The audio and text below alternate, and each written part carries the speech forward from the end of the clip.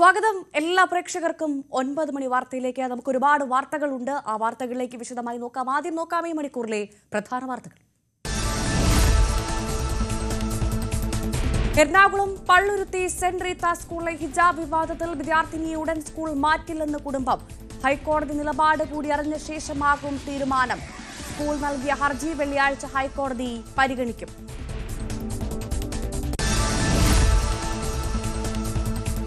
ഇടുക്കിയിൽ പേമാരി, ഒരു മരണം. മലവെള്ളം കുതിച്ചെത്തി കുമളിയിലും സമീപത്തും വെള്ളം കയറി.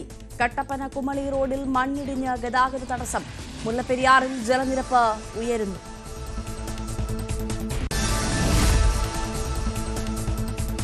വടക്കൻ മധ്യ കേരളത്തിൽ മഴ കനക്കും. മലപ്പുറം, കാസർഗോഡ്, കോഴിക്കോട്, കണ്ണൂർ ജില്ലകളിൽ ഓറഞ്ച് അലർട്ട്. 7 ജില്ലകളിൽ യെല്ലോ അലർട്ട്. നാളെ 11 ജില്ലകളിൽ മഴ മുന്നറിയിപ്പ്.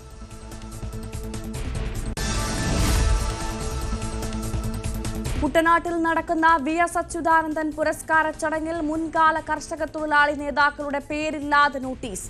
ജി സുധാകരൻ, ഡി ലക്ഷ്മണൻ എന്നിവരടക്കമുള്ളവർക്കാണ് ഒഴിവാക്കപ്പെട്ടത്. സുധാകരൻ ദീർഘകാല കുട്ടനാട് താലൂക്ക് കമ്മിറ്റി സെക്രട്ടറിയും കർഷക തൊഴിലാളി മാസികയുടെ എഡിറ്ററുമായിരുന്നു. CPM ജില്ലാ സെക്രട്ടറി ആർ നാസർ കഴിഞ്ഞ ദിവസം സുധാകരന്റെ വീട്ടിലെത്തിയിരുന്നുവെങ്കിലും ക്ഷണിക്കുകയോ നോട്ടീസ് കൈമാറുകയോ ചെയ്തില്ല. ചടങ്ങിൽ സുധാകരൻ പങ്കെടുത്തേക്കില്ല.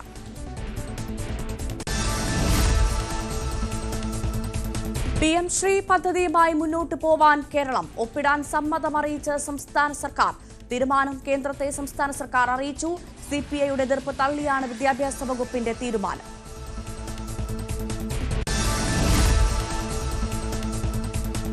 അമേരിക്കയിൽ ട്രംപിനെതിരെ വൻ പ്രതിഷേധം. നോ കിങ്സ് എന്ന പേരിൽ ജനങ്ങൾ തെരുവിൽ. രാജ്യവ്യാപകമായി 2600 റാലികളും പ്രതിഷേധ യോഗങ്ങളും. ട്രംപ് ജനാധിപത്യം ഇല്ലാതാക്കുന്നുവെന്ന് പ്രതിഷേധക്കാർ.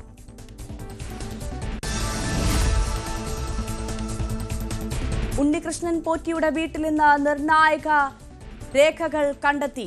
SITയുടെ 8 മണിക്കൂർ പരിശോധനയിൽ കിട്ടിയത് ഹാർഡ് ഡിസ്കും സ്വർണവും പണവും. മുരാരി ബാബുവിനെ ഉടൻ കസ്റ്റഡിയിലെടുക്കും.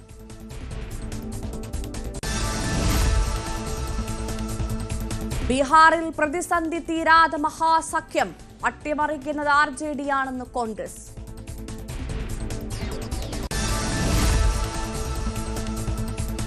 മലപ്പുറം കുറ്റിപ്പുറം പെരുമ്പറമ്പിൽ വാഹനാപകടത്തിൽ 2 പേർക്ക് ദാരുണാന്ത്യം.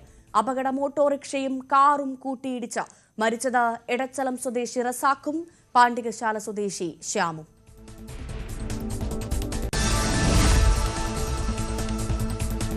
കിം ജോങ് ഉന്നുമായി കൂടിക്കാഴ്ച നടത്താൻ US president Donald Trump. Asian സന്ദർശനത്തിനിടെ കിമ്മുമായി കൂടിക്കാഴ്ചയ്ക്കുള്ള ശ്രമങ്ങൾ വൈറ്റ് ഹൌസ് തുടങ്ങിയെന്ന് റിപ്പോർട്ട്. കിം ജോങ് ഉന്നുമായി കൂടിക്കാഴ്ച നടത്താൻ ആഗ്രഹിക്കുന്നതായി ആഗസ്റ്റിൽ ട്രംപ് വ്യക്തമാക്കിയിരുന്നു. സൗത്ത് കൊറിയയുടെ പുതിയ പ്രസിഡന്റ് ലീ ജെ മുങ്ങിനെ വൈറ്റ് ഹൌസിൽ കണ്ട ശേഷമായിരുന്നു പ്രതികരണം. പാകിസ്ഥാനും അഫ്ഗാനിസ്ഥാനും ഇടയിൽ അടിയന്തര വെടിനിർത്തൽ കരാർ നിലവിൽ വന്നു. ദോഹയിൽ ഇരു രാജ്യങ്ങളുടെയും പ്രതിനിധികൾ നടത്തിയ ചർച്ചയിലാണ് തീരുമാനം. ഖത്തറും തുർക്കിയുമാണ് മധ്യസ്ഥത വഹിച്ചത്. അതിർത്തിയിൽ ശാന്തിയും സമാധാനവും പുനഃസ്ഥാപിക്കുമെന്ന് പാക് അഫ്ഗാൻ അധികൃതർ ഉറപ്പ് നൽകി. കോഴിക്കോട് കൂടറങ്ങി പെരുമ്പുള മഞ്ഞക്കടവിൽ കിണറ്റിൽ വീണ പുലിയെ വനം വകുപ്പ് കൂടുവെച്ച് പിടികൂടി. പുലർച്ചെ 1 മണിയോടെയാണ് പുലി കൂട്ടിലായത്. പിടികൂടിയ പുലിയെ താമരശ്ശേരി റേഞ്ച് ഓഫീസിലേക്ക് കൊണ്ടുപോയി.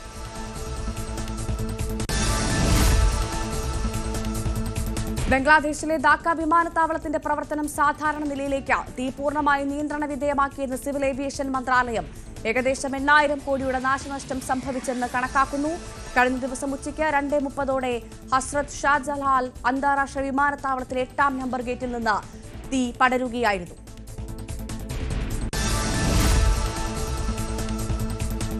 തദ്ദേശ തെരഞ്ഞെടുപ്പിന് വിജ്ഞാപനം വരും മുൻപേ സ്ഥാനാർത്ഥിയെ പ്രഖ്യാപിച്ച മുസ്ലിം ലീഗ്. മലപ്പുറം മങ്കട പഞ്ചായത്തിലെ 9ാം വാർഡ് സ്ഥാനാർത്ഥിയാണ് മുസ്ലിം ലീഗ് പ്രഖ്യാപിച്ചത്. ജനറൽ വാർഡാണെങ്കിലും UP ഫാത്തിമയാണ് ലീഗ് ഇവിടെ സ്ഥാനാർത്ഥിയായി പ്രഖ്യാപിച്ചത്. ഗസയിൽ വെടിനിർത്തൽ കരാർ ലംഘിച്ച് ഇസ്രായേൽ. തകർന്ന കെട്ടിടങ്ങൾക്കിടയിൽ തങ്ങളുടെ വീട് പരിശോധിക്കാനെത്തിയ ഒരു കുടുംബത്തിലെ 11 പേരെ വധിച്ചു. ഷെല്ലാക്രമണത്തിലാണ് ബസ്സിൽ യാത്ര ചെയ്തിരുന്നവർ കൊല്ലപ്പെട്ടത്. എന്നാൽ ഇസ്രായേലിന്റെ അധീനതയിലുള്ള മേഖലയിലേക്ക് സംശയാസ്പദമായി എത്തിയ വാഹനത്തിന് നേരെയാണ് വെടിയുതിർത്തതെന്നാണ് സൈന്യത്തിന്റെ വിശദീകരണം.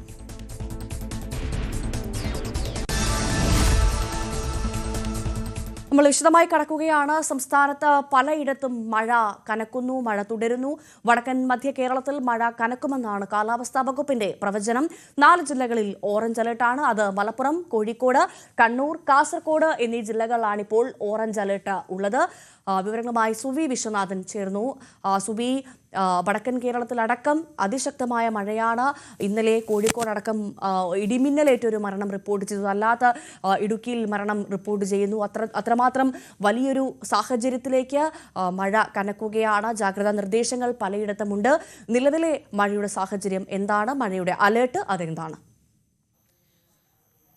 ഭവ്യ, സംസ്ഥാനത്താകമാനം മഴയാണ് എന്നതാണ് ഏറ്റവും ഒടുവിലായി പുറത്തുവരുന്ന വിവരം. 7 മണിക്കാണ് കാലാവസ്ഥാ നിരീക്ഷണ കേന്ദ്രം പുതിയ അറിയിപ്പ് പുറപ്പെടുവിച്ചിരിക്കുന്നത്. ആ അറിയിപ്പിൽ പറയുന്നത് 6 ജില്ലകളിൽ മുന്നറിയിപ്പുണ്ട് എന്നാണ്. സംസ്ഥാനത്തെ 14 ജില്ലകളിലും മഴ മുന്നറിയിപ്പുണ്ട്. അതിൽ 6 ജില്ലകളിൽ ഓറഞ്ച് അലേർട്ടാണ്. ഇടുക്കി, എറണാകുളം, മലപ്പുറം, കോഴിക്കോട്, കാസർഗോഡ്, കണ്ണൂർ ജില്ലകളിലാണ് ഓറഞ്ച് അലേർട്ട് ഉള്ളത്. അതായത് മുഴുവൻ സംസ്ഥാനത്തുടനീളം പരക്കെ മഴ ലഭിക്കും. ഈ എറണാകുളം, ഇടുക്കിയിലും അതുപോലെ മലപ്പുറം, കോഴിക്കോട്, കണ്ണൂർ, കാസർഗോഡ് ജില്ലകളിലും അതിശക്തമായ രീതിയിലുള്ള മഴയുണ്ടാകും എന്ന മുന്നറിയിപ്പാണ് കാലാവസ്ഥാ നിരീക്ഷണ കേന്ദ്രം നൽകുന്നത്. ബാക്കി 8 ജില്ലകളിൽ യെല്ലോ അലേർട്ടാണ്. തിരുവനന്തപുരം, കൊല്ലം, ആലപ്പുഴ, കോട്ടയം, തൃശൂർ, വയനാട്, പാലക്കാട് ജില്ലകളിലാണ് യെല്ലോ അലേർട്ട് ഉള്ളത്. ഈ ജില്ലകളിലെല്ലാം തന്നെ ശക്തമായ മഴയുണ്ടാകും എന്ന് നേരിയ, അതായത് ഓറഞ്ച് അലേർട്ട് പോലെയല്ല, യെല്ലോ അലേർട്ട് തുല്യമായ രീതിയിലുള്ള മഴയുണ്ടാകുമെന്നും കാലാവസ്ഥാ നിരീക്ഷണ കേന്ദ്രം വ്യക്തമാക്കുകയാണ്. വടക്കൻ ജില്ലകളിലും മധ്യ കേരളത്തിലുമായിരുന്നു രാവിലെ അലേർട്ട് ഉണ്ടായിരുന്നത് എങ്കിൽ ആ അലേർട്ട് ഇപ്പോൾ സംസ്ഥാനമൊട്ടാകെ വ്യാപിക്കുന്ന ഒരു സാഹചര്യമാണ് നമുക്ക് കാണാൻ സാധിക്കുന്നത്. അറബിക്കടലിലും ബംഗാൾ ഉൾക്കടലിലും രൂപപ്പെട്ട ന്യൂനമർദ്ദം, അത് ഇന്നലെ തീവ്ര ന്യൂനമർദ്ദമായിരുന്നു. അത് ഇപ്പോൾ അതിതീവ്ര ന്യൂനമർദ്ദമായി മാറിയിട്ടുണ്ട്. അതാണ് മഴയുണ്ടാകാനുള്ള പ്രധാനപ്പെട്ട കാരണം എന്നാണ് കാലാവസ്ഥാ നിരീക്ഷണ കേന്ദ്രം പറയുന്നത്. ഒപ്പം മാന്നാർ കടലിടുക്കിന് മുകളിൽ സ്ഥിതി ചെയ്യുന്ന ചക്രവാത ചുഴിയും സ്വാധീന ഫലമായും മഴ ലഭ്യമാകുന്നു എന്നാണ് ഇപ്പോൾ നമുക്ക് അറിയാൻ സാധിക്കുന്നത്. മഴയ്ക്കൊപ്പം ഇടിമിന്നലിനും ശക്തമായ കാറ്റിനും സാധ്യതയുണ്ട്. കേരള, കർണാടക, ലക്ഷദ്വീപ് തീരങ്ങളിൽ മത്സ്യബന്ധനത്തിന് വിലക്ക് ഏർപ്പെടുത്തിയിട്ടുണ്ട്. ആ വിലക്ക് തുടരും എന്നാണ് നമുക്ക് അറിയാൻ സാധിക്കുന്നത്. ജനങ്ങളോട് ജാഗ്രത പാലിക്കാനും നിർദ്ദേശം നൽകിയിട്ടുണ്ട്. ഏതായാലും വരും ദിവസങ്ങളിലും മഴ തുടരാനുള്ള ഒരു സാധ്യതയാണ് കാണുന്നത്. ഭവ്യ, സുവിയാണ് മഴയുടെ മൊത്തത്തിലൊരു സാഹചര്യം, ഒപ്പം മഴയുടെ അലേർട്ടും നൽകിയത്. നമ്മൾ നേരെ എറണാകുളത്തേക്കാണ് പോകുന്നത്. നമുക്കറിയാം, സ്വാഭാവികമായും ഒരു മഴ പെയ്താൽ പൂർണ്ണമായും വെള്ളത്തിൽ മുങ്ങുന്നൊരു നഗരം കൂടിയാണ്, പൂർണ്ണമായും വെള്ളക്കെട്ടുണ്ടാകുന്ന ഒരു നഗരം കൂടിയാണ് എറണാകുളം. അവിടുത്തെ ഒരു സാഹചര്യം പരിശോധിക്കേണ്ടതുണ്ട്. കനത്ത മഴയിൽ എറണാകുളം സൗത്ത് റെയിൽവേ സ്റ്റേഷന് മുന്നിൽ വെള്ളക്കെട്ട്. റെയിൽവേ സ്റ്റേഷൻ നവീകരണം നടക്കുന്നതിനാൽ വെള്ളം ഒഴുകിപ്പോകാൻ ഇടമില്ലാതായി. ഇതോടെ സ്റ്റേഷനിലെത്തുന്ന യാത്രക്കാർ ദുരിതത്തിലാണ്. ഡാനി ഇപ്പോൾ ഉണ്ട് വിവരങ്ങളുമായി. ഡാനി, ആദ്യം അറിയേണ്ടത് എറണാകുളത്തെ മഴയുടെ ഒരു സാഹചര്യം എങ്ങനെയാണ്? അവിടെ കനത്ത മഴയുണ്ടോ, അല്ലെങ്കിൽ മഴയ്ക്ക് കുറവാണോ? പ്രത്യേകിച്ചും വെള്ളക്കെട്ടിൻ്റെ കാര്യം എടുത്തു പറയേണ്ടല്ലോ അല്ലേ? കാരണം ഒരു മഴ പെയ്താൽ പൂർണ്ണമായും വെള്ളക്കെട്ടിൽ മുങ്ങുന്ന ഒരു നഗരം കൂടിയാണ് എറണാകുളം. ഇപ്പോഴത്തെ ഒരു സാഹചര്യം എന്താണ്? റെയിൽവേ സ്റ്റേഷനിലെ ഒരു അവസ്ഥ എന്താണ്? പല ഭാഗങ്ങളിലും, എറണാകുളം ജില്ലയുടെ പല ഭാഗങ്ങളിലും വെള്ളക്കെട്ട് രൂക്ഷമാകുന്ന ഒരു സ്ഥിതിയിലേക്ക് രാത്രി മഴ കൊണ്ട് വരികയും ചെയ്തിട്ടുണ്ട്. ഇന്ന് രാവിലെ എത്തുമ്പോൾ മഴയില്ല, പക്ഷെ പലയിടത്തും തന്നെ, പ്രത്യേകിച്ച് നഗരത്തിൻ്റെ പല ഭാഗങ്ങളിലും വെള്ളക്കെട്ട് വളരെ രൂക്ഷമായൊരവസ്ഥയാണ്. നമ്മളുള്ളത് എറണാകുളം സൗത്ത് റെയിൽവേ സ്റ്റേഷനാണ്. സൗത്ത് റെയിൽവേ സ്റ്റേഷനിൽ യാത്രക്കാർ ഇറങ്ങി വരുന്ന ഈ ദൃശ്യങ്ങൾ കാണുക. ഇതുകൊണ്ട് തന്നെ മനസ്സിലാക്കാം എന്തുമാത്രം ദുരിതം അവർ അനുഭവിക്കുന്നുവെന്ന്. ഇവിടെ ഇറങ്ങി മെട്രോ പില്ലറിൻ്റെ മുകളിൽ കയറി ഇറങ്ങി ഇവിടേക്ക് താഴേക്ക് ഈ ഇവിടെ ഉണ്ടായിരുന്ന ഒരു കോൺക്രീറ്റ് കൂനയിലും കമ്പിയിലും എല്ലാം പിടിച്ച താഴേക്ക് സ്ത്രീകളടക്കമുള്ളവർ ഇറങ്ങി വരുന്ന ആ ഒരു അവസ്ഥയിലേക്ക് ഇവിടുത്തെ കാര്യങ്ങൾ എത്തിയിട്ടുണ്ട്. ഇവിടെ മെട്രോ സ്റ്റേഷൻ്റെ ഒരു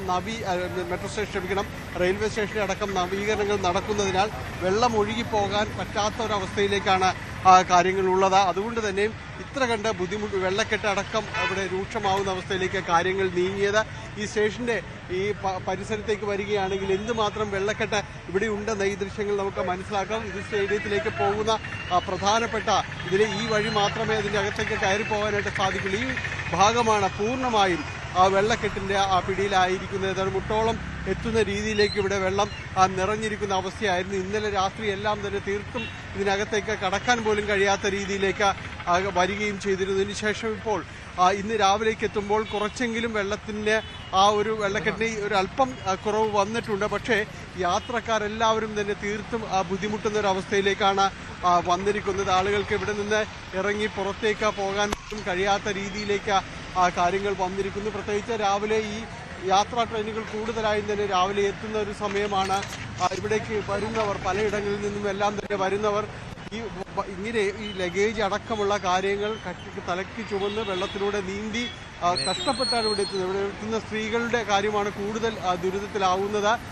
അവർക്ക് ഇതുവഴി ഒന്നുകിൽ ഈ വെള്ളക്കെട്ടിലൂടെ ഈ മലിനജലത്തിലൂടെ നീന്തണം, അല്ലായെങ്കിൽ അവർക്ക് ഇതുപോലെയുള്ള ഈ മതിൽ ചാടി അതെല്ലാം തന്നെ കടന്ന് വരേണ്ട ഒരു അവസ്ഥയിലേക്ക് അടക്കമാണ് കാര്യങ്ങൾ എത്തുന്നത്. വലിയ രീതിയിലുള്ള ബുദ്ധിമുട്ട് അവർ അനുഭവിക്കുന്നുണ്ട്. യാത്രക്കാർ ഇവിടേക്ക് മറ്റുള്ളവരെല്ലാം തന്നെ സഹായിച്ച് മതിൽ കയറ്റി ഇറക്കി അങ്ങനെയെല്ലാമാണ് ഇവിടേക്ക് വരുന്നൊരവസ്ഥയിലേക്ക് എത്തുന്നത്. ഏതായാലും വലിയ ബുദ്ധിമുട്ടിൻ്റെ കാഴ്ചകൾ തന്നെയാണ് നമുക്ക് ഇവിടെ എത്തുമ്പോഴേക്ക് കാണാനായിട്ട് സാധിക്കുന്നത്. ഡാനി, നമുക്ക് ദൃശ്യങ്ങളിൽ നിന്ന് കാര്യങ്ങൾ വളരെ വ്യക്തമാണ്. പറയേണ്ട സാഹചര്യം പോലും ഇല്ല. കാരണം കാഴ്ചയിൽ തന്നെ എന്താണ് അവിടെ സംഭവിക്കുന്നത്, ആളുകളുടെ ബുദ്ധിമുട്ട് നമുക്ക് മനസ്സിലാവും. പ്രത്യേകിച്ചും റെയിൽവേ സ്റ്റേഷനിലൊക്കെ വരുന്ന ആളുകളാണ്. അവർക്ക് ഒരുപാട് സാധനങ്ങൾ അവരുടെ കയ്യിലുണ്ടാകും. അപ്പോൾ ഇതൊക്കെ പിടിച്ച് ഇങ്ങനെ ഇറങ്ങി വരേണ്ട ഒരു അവസ്ഥ. ഡാനി, അവിടുത്തെ ആളുകളുടെ പ്രതികരണം തേടാൻ പറ്റുമെങ്കിൽ അതിലേക്ക് പോകാം. പകൽ സമയത്ത് എല്ലാം തന്നെ ഒറ്റ മഴയ്ക്ക് കൊണ്ട് തന്നെയാണോ? അതെ, ഇന്നലെ രാത്രി പെയ്ത ഈ മഴയിലാണ് ഇത്രയും വെള്ളക്കെട്ട് വന്നത്. പക്ഷെ ഇവിടെ ഓൾറെഡി മോട്ടറൊക്കെ കാണൽ വെച്ചിട്ടുണ്ട്. ആ മോട്ടർ വർക്ക് ചെയ്യാൻ താമസം വന്നുകൊണ്ടാണ് ഇത്രയും ഡൈറ്റ് വന്നത്. പക്ഷേ ഇതിന്റെ അകത്ത് ഇപ്പൊ നിലവിൽ കാണുന്ന വെള്ളം കണ്ടില്ലേ നിങ്ങൾ? അതിന്റെ അകത്ത് ചെയ്യേണ്ടത് ഈ റെയിൽവേയിലാണ്, കേന്ദ്ര സർക്കാരിന്റെ സ്ഥാപനങ്ങളല്ലേ. അപ്പൊ അവരതനുസരിച്ച് ആളുകൾക്ക് വന്ന് കയറാനുള്ള ഇറങ്ങാനുള്ള ഒരു സംവിധാനങ്ങൾ ചെയ്തു കൊടുക്കണ്ടേ? ഇത് വല്ലതും ഉണ്ട്. അത് നോക്കിയാൽ എന്തോരം ജനങ്ങളാണ് അവിടെ കിടന്ന് കഷ്ടപ്പെടുന്നത്. മഴ പെയ്ത ഇപ്പോഴുള്ളൊരു അവസ്ഥ തന്നെയാണ്. സ്വാഭാവികമായിട്ട് ഇത്രയും വെള്ളം വരാറില്ല. പക്ഷെ ഇതിപ്പോ ഇന്നലെ ഓവർ മഴയാണ് പെയ്തേക്കണത്. ആ മഴ പെയ്യുമ്പോഴത്തേക്കും നോർമലി ഒരു 1-2 മണിക്കൂർ കൊണ്ട് തന്നെ ഈ വെള്ളം വറ്റി പോകുന്നതാണ്. പക്ഷേ ഇപ്പൊ പറ്റിയിട്ടില്ലായിരുന്നു. ഇപ്പൊ ഓൾറെഡി ക്ലിയർ ആയി. യാത്രക്കാരടക്കമുള്ളവർ ഇങ്ങോട്ട് വരുന്നുണ്ട്. പലരും തന്നെ കഷ്ടപ്പെട്ട നീന്തിയാണ് ഇവിടേക്ക് വന്നുകൊണ്ടിരുന്നത്. വരുന്ന വഴിയാണോ? പെട്ടു വെള്ളത്തിൽ പെട്ടു. എങ്ങനെ കയറി ഇറങ്ങിയത്? ഇപ്പൊ ഞങ്ങൾ നീന്തിയാ പോകുന്നത്. കുഞ്ഞുങ്ങളെ എടുത്ത് ഇപ്പുറത്തേക്കാക്കി ഞാൻ നീന്തി. ഒട്ടും പ്രതീക്ഷിച്ചില്ല. വെള്ളത്തിലൂടെ നീന്തിയാണ് വന്നത്. ഏതായാലും സ്ത്രീകൾ അടക്കമുള്ളവർ ഇതേപോലെ ഈ മെട്രോ പില്ലറിന്റെ മുകളിൽ കയറി അവിടെ നിന്ന് ഒരു അഭ്യാസം കാണിച്ച് ചാടി താഴേക്ക് ഇറങ്ങിയാൽ മാത്രമേ ഇതിലൂടെ കടന്നു പോകാനായിട്ട് സാധിക്കുള്ളൂ. ആ ഒരു അവസ്ഥയിലേക്കാണ് എറണാകുളം നമ്മൾ ഈ മെട്രോ പരിവേഷം എല്ലാം തന്നെ പറയുന്ന ഈ സ്ഥലത്ത് ഒറ്റ മഴയിൽ മുങ്ങിപ്പോകുന്ന രീതിയിലേക്കാണ് എറണാകുളം ഈ കൊച്ചി നഗരത്തിലേക്ക് വരുമ്പോൾ പല ഭാഗങ്ങളും ഇതേ രീതിയിലേക്ക് തന്നെയാണ് പോകുന്നത്. ഇപ്പോൾ ഇവിടെ നവീകരണം നടക്കുന്നു എന്ന കാര്യങ്ങളെല്ലാം തന്നെ ചൂണ്ടിക്കാണിക്കുന്നത്. പക്ഷെ അപ്പോഴും ഈ അടിസ്ഥാന പ്രശ്നം അത് പരിഹരിക്കപ്പെടാതെ തന്നെയാണ് ഈ കാര്യങ്ങളെല്ലാം തന്നെ ചെയ്തു പോകുന്നത്. കനത്ത ഒരു മഴയിൽ മുങ്ങിപ്പോകുന്ന ഒരവസ്ഥയിലേക്കാണ് എല്ലാം തന്നെയുള്ളത്. സ്റ്റേഷനും പരിസരവും എല്ലാം ഈ രീതിയിലേക്ക് പോകുന്നു. ഇത് കാലങ്ങളായി നമ്മൾ കാണുന്നതാണ്. ഏതെല്ലാം രീതിയിലുള്ളൊരു നവീകരണങ്ങൾ നടത്തിയാലും അടിസ്ഥാന പ്രശ്നം എന്താ എന്നത് മറന്നുകൊണ്ട് നടത്തുന്ന ഈ നവീകരണങ്ങൾ തന്നെയാണ് പലപ്പോഴും ഈ യാത്രക്കാരുടെ തീരാ ദുരിതത്തിലേക്കെല്ലാം തന്നെ എത്തുന്നത്. ഇരുചക്ര വാഹനങ്ങൾ പോകുമ്പോഴായിട്ട് ഇത് എവിടെയൊക്കെയാണ് കുഴികളുള്ളത് എന്നൊന്നും പറയാൻ പറ്റാത്തൊരവസ്ഥയാണുള്ളത്. സ്ഥിരപരിചിതക്കാർക്ക് മാത്രമേ ഇതിലൂടെ എല്ലാം തന്നെ കടന്നു പോകാനായിട്ട് സാധിക്കുകയുള്ളൂ. അത്ര കണ്ട ഒരു അഭ്യാസ പ്രകടനം നടത്തണമെങ്കിൽ മാത്രമേ ഈ ദിവസം ഈ കടന്നു പോകുന്നൊരവസ്ഥയിലേക്ക് എല്ലാം തന്നെയുള്ളൂ. വാഹനങ്ങളിൽ കയറി അവിടേക്ക് പലരും ലിഫ്റ്റ് ചോദിച്ചൊക്കെയാണ് പലരും പല പരിപാടികൾക്കും വേണ്ടി പല ഫംഗ്ഷനും എല്ലാം ഇതിന് വേണ്ടി വളരെ വൃത്തിയായി പോകുന്നവരാണ്. പക്ഷെ ഇവിടെ എത്തുമ്പോൾ ഈ വെള്ളക്കെട്ടിൽ എന്ത് ചെയ്യണമെന്നറിയാതെ അവർ കുഴങ്ങുകയാണ്. പലരോടും അപ്പുറത്തെത്തിക്കുമോ എന്നെല്ലാം ചോദിക്കുന്നു. അല്ലെങ്കിൽ ഈ മതിൽ ചാടിയെല്ലാം തന്നെ പോകേണ്ട അവസ്ഥയിലേക്ക് ഒരു സംസ്ഥാനത്ത് തന്നെ ഏറ്റവും വലിയ ഒരു റെയിൽവേ സ്റ്റേഷൻ എന്നെല്ലാം തന്നെ പറയാവുന്ന അഭിമാനിക്കാവുന്ന ഒരു സ്ഥലത്തിൻ്റെ ഒരു കാഴ്ചയാണ് നമ്മൾ കാണുന്നത്. തൊട്ടിപ്പുറത്ത് മെട്രോ ട്രെയിൻ അടക്കമുള്ള സൗകര്യങ്ങളെന്നെല്ലാം തന്നെ പറഞ്ഞ് നമ്മൾക്ക് പറയാനുണ്ടെങ്കിലും അതിന് താഴെ ഇതാണ് അവസ്ഥ. ഈ രീതിയിലാണ് ഒരു കാഴ്ച എന്ന് പറയുന്നത്. ഒറ്റ മഴയിൽ മുങ്ങിപ്പോയിരിക്കുന്നു എന്നതാണ് ഈ റെയിൽവേ സ്റ്റേഷനും പരിസരവും. അതാണ് പ്രിയപ്പെട്ട പ്രേക്ഷകർ ഒന്ന് അങ്ങോട്ടേക്ക് നോക്കിയാൽ എന്തൊരവസ്ഥയാണെന്ന് തോന്നിപ്പോകും നമുക്ക്. കാരണം അത്രമാത്രം ദുരിതമാണ് ആളുകൾ. ഇത് നമ്മൾ വർഷങ്ങളായി ആവർത്തിച്ചുകൊണ്ടേയിരിക്കുന്ന കാര്യമാണ്. എന്താണ് യഥാർത്ഥത്തിൽ ഒരുപാട് നവീകരണങ്ങൾ നടന്നു, പക്ഷേ യഥാർത്ഥത്തിൽ അവിടെ വേണ്ടത് എന്താണ്, അടിസ്ഥാനമായി എന്ത് മാറ്റമാണ് വരുത്തേണ്ടത്, ഇതുവരെ അവിടുത്തെ അധികാരികൾക്ക് കോർപ്പറേഷന് മനസ്സിലായിട്ടില്ലേ എന്നുള്ളൊരു വലിയ ചോദ്യം അവിടെ ബാക്കി നിൽക്കുകയാണ്. നമ്മൾ വളരെ വ്യക്തമായി ഡാനി കാണിച്ചെന്ന ദൃശ്യങ്ങൾ കണ്ടതാണ്. ഇപ്പോഴും നമ്മൾ കാണുന്നു ആളുകൾ അവിടേക്ക് വരുന്ന ബുദ്ധിമുട്ട്. ആ മെട്രോൻ്റെ അതിന് മുകളിലൊക്കെ കയറി താഴോട്ട് ഇറങ്ങുന്ന ഒരു ഡാനി പറഞ്ഞതുപോലെ വലിയൊരു അഭ്യാസ പ്രകടനത്തിന് ശേഷം മാത്രമേ ഒന്ന് താഴേക്ക് ഇറങ്ങാൻ ആളുകൾക്ക് സാധിക്കുള്ളൂ എന്നതാണ്. റെയിൽവേ സ്റ്റേഷനിൽ നിന്ന് വരുന്ന ആളുകളാണ്, ഒരുപാട് സാധനങ്ങളൊക്കെ ലഗേജൊക്കെ കയ്യിൽ കൊണ്ടുവരുന്ന ആളുകളാണ്. അവരൊക്കെ നീന്തി അപ്പുറം കടക്കേണ്ട ഒരു സാഹചര്യം എന്ന് പറയുന്നത് അതൊരു പക്ഷേ കേരളത്തിൽ മാത്രമേ ഉണ്ടാവുകയുള്ളൂ. ഒരുപാട് വികസനങ്ങൾ നടത്തുന്നു എന്ന് പറയുമ്പോൾ പോലും എന്താണ് അടിസ്ഥാനമായി വേണ്ടത് എന്നത് അവിടുത്തെ അധികാരികൾക്ക് കോർപ്പറേഷന് മനസ്സിലാകുന്നില്ലേ, നമ്മുടെ സർക്കാരിന് മനസ്സിലാകുന്നില്ലേ എന്ന് നോക്കൂ, ആ ദൃശ്യം നോക്കൂ. ഒരു യുവതി പാലം കടക്കാൻ വേണ്ടി പെടുന്ന പെടാപ്പാടാണ് ഇതിനൊക്കെ. ഈ ദൃശ്യങ്ങൾക്കപ്പുറത്തേക്ക് നമുക്ക് മറ്റൊന്നും വാക്കുകൾ കൊണ്ട് പറയേണ്ട സാഹചര്യമില്ല. അത്രമാത്രം വലിയ ദുരിത ഈ പെഴുത്തിൽ വലിയ ബുദ്ധിമുട്ടാ. യെസ് ഡാനി പറഞ്ഞോളൂ. യാത്രക്കാരൻ ഇവിടെ ഈ പ്രദേശത്ത് എപ്പോഴും തന്നെയാണ് വെള്ളക്കെട്ടിന്റെ ഒരു ഭയങ്കര രൂക്ഷമായ അവസ്ഥയാണ്. ഇത് ഒരു ചെറിയ മഴ പെയ്താൽ തന്നെ ഇത്രയും വെള്ളം കെട്ടുന്ന ഒരു സ്ഥലം ഇവിടെ പ്രദേശം ഈ ഇത്രയും രൂക്ഷമാണ്. ഈ ട്രെയിനിൽ എത്രയാ യാത്രക്കാർ വരുന്നത്? ഫംഗ്ഷന് പോവുകയാണോ? ഞാനൊരു ഫംഗ്ഷൻ പോകാൻ വേണ്ടി അതെ ഒരു ഫംഗ്ഷൻ പോകാൻ വേണ്ടി വന്നതാണ്. വന്നപ്പോ ഇപ്പൊ ഞാൻ ഒരു കണക്കിനാണ് ഇപ്പൊ കിടന്നത്. നമുക്ക് ഫംഗ്ഷൻ പോകാൻ പറ്റുന്ന അവസ്ഥ കയറാൻ പറ്റണില്ല, വണ്ടി കയറാൻ പറ്റാത്ത, ബൈക്ക് വരെ പോകാൻ പറ്റാത്ത അത്രയും വെള്ളം കെട്ടും. വളരെ പരിതാപകരമാണ്. വലിയ പരിക്കില്ല. ഞാൻ അവിടെ തട്ടി വീഴണ്ടായിരുന്നു, ഇഴി വീഴണ്ടായിരുന്നു. ഒരു കണക്കിന് ഒരാളെ കയറി പിടിച്ചാണ് അവിടെ നിന്ന് രക്ഷപ്പെട്ടു പോകുന്നത്. വളരെ മോശമാണ്. നേരത്തെ സൂചിപ്പിച്ചതുപോലെ പല ചടങ്ങുകൾക്കും വേണ്ടി പോകാൻ വരുന്നവരൊക്കെ തന്നെയാണ്. അദ്ദേഹം നോക്കുക, വളരെ ഭാഗ്യത്തിന് രക്ഷപ്പെട്ടു എന്ന് അദ്ദേഹം പറഞ്ഞു. ശരിയാണ്, കാരണം ഈ വെള്ളത്തിലൂടെ എല്ലാം തന്നെ കടന്ന് ഒരു ചടങ്ങിലേക്ക് പങ്കെടുക്കുക എന്ന് വെച്ചാൽ അത് ഒരു ഭാഗ്യം തന്നെയാണെന്ന് പറയേണ്ടി വരും.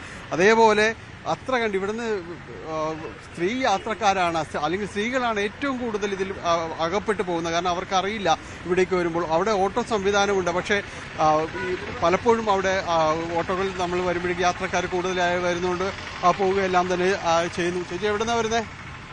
ആലപ്പുഴ. വെള്ളക്കെട്ട് പ്രതീക്ഷിച്ചോ? ഇല്ല, പ്രതീക്ഷിച്ചില്ല. അതെ.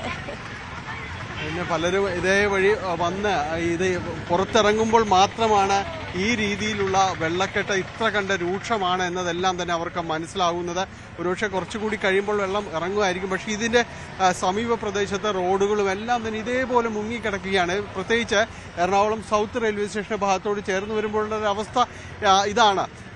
പല ഭാഗങ്ങളിലും തന്നെ കാനകളെല്ലാം തന്നെ നിറഞ്ഞ, അതോടൊപ്പം തന്നെ മാലിന്യങ്ങൾ നിറഞ്ഞ, നീരൊഴുക്ക് തടസ്സപ്പെടുന്ന ഒരു അവസ്ഥയിലേക്കെല്ലാം തന്നെ പോകുന്നു. ഈ ഭാഗത്തേക്ക് കാലങ്ങളായി അനുഭവപ്പെടുന്ന KSRTC ബസ് സ്റ്റാൻഡ് പരിസരം, എറണാകുളം സൗത്ത് റെയിൽവേ സ്റ്റേഷൻ പരിസരങ്ങൾ, ഇവിടേക്കെല്ലാം തന്നെ പോകുമ്പോൾ കളത്തിപ്പറമ്പ് റോഡ്, പനമ്പള്ളി നഗറിന്റെ ചില ഭാഗങ്ങൾ, ഇതെല്ലാം ഇത് ശാസ്ത്രീയമായ രീതിയിൽ തന്നെ അവിടെ വെള്ളക്കെട്ട് നിർമ്മാർജ്ജനം അടക്കമുള്ള കാര്യങ്ങൾ വേണം. ഇവിടെ വലിയ രീതിയിലുള്ള പദ്ധതികൾ നടപ്പാക്കുന്നുണ്ട്. ഓപ്പറേഷൻ ബ്രേക്ക് ത്രൂ പോലുള്ള പദ്ധതികൾ ദീർഘകാല അടിസ്ഥാനത്തിലുള്ളതാണ് എന്ന് പറയുമ്പോഴും അതൊരു സമഗ്ര വികസനം ലക്ഷ്യമിട്ടുകൊണ്ട് തന്നെ ആയിരിക്കണം. ഇപ്പോൾ മുല്ലശ്ശേരി കനാൽ റോഡിന്റെ മുല്ലശ്ശേരി കനാലിന്റെ നവീകരണങ്ങൾ അത് പാതി വഴിയിൽ ഇപ്പോഴും നിലച്ചിരിക്കുകയാണ്. ഇതെല്ലാം ഇച്ഛാശക്തിയോടെ നടപ്പാക്കിയില്ലെങ്കിൽ എത്ര മേനി പറഞ്ഞാലും ഇതേപോലെ ഒറ്റ മഴയിൽ നനഞ്ഞു പോകുന്ന ഒരു മണൽ നഗരം എന്ന പോലെ തന്നെയാകും കൊച്ചി എന്ന കാര്യത്തിൽ തുടങ്ങിയിട്ടേ ഉള്ളൂ. നമ്മൾ ഇനി ഈ കാഴ്ചകൾ തന്നെ കണ്ടുകൊണ്ടിരിക്കേണ്ടി വരുമല്ലേ വരും ദിവസങ്ങളിൽ? അപ്പോൾ ഒരു സംശയവും വേണ്ട. കാരണം ഇത് ഇന്നലെ രാത്രിയിലെ ഒറ്റ പെയ്ത്തിനാണ് ഇത് കാണുന്നത്. തുലാവർഷം വരുന്നതേ ഉള്ളൂ. അതിനുള്ളൊരു കർട്ടൻ റൈസറാണ്. എവിടെ നിന്ന് വരുന്നത് ചേട്ടാ? ആലപ്പുഴ നിന്ന് വരിക. എവിടേക്കാ? ഇവിടെ മെട്രോയിലേക്ക്. അത് ഈ രീതിയിലേക്ക് മുങ്ങി പോകുന്നൊന്നും പ്രതീക്ഷിച്ചില്ല, ഒട്ടും പ്രതീക്ഷിച്ചില്ല. രാവിലെ വന്നതാണ്.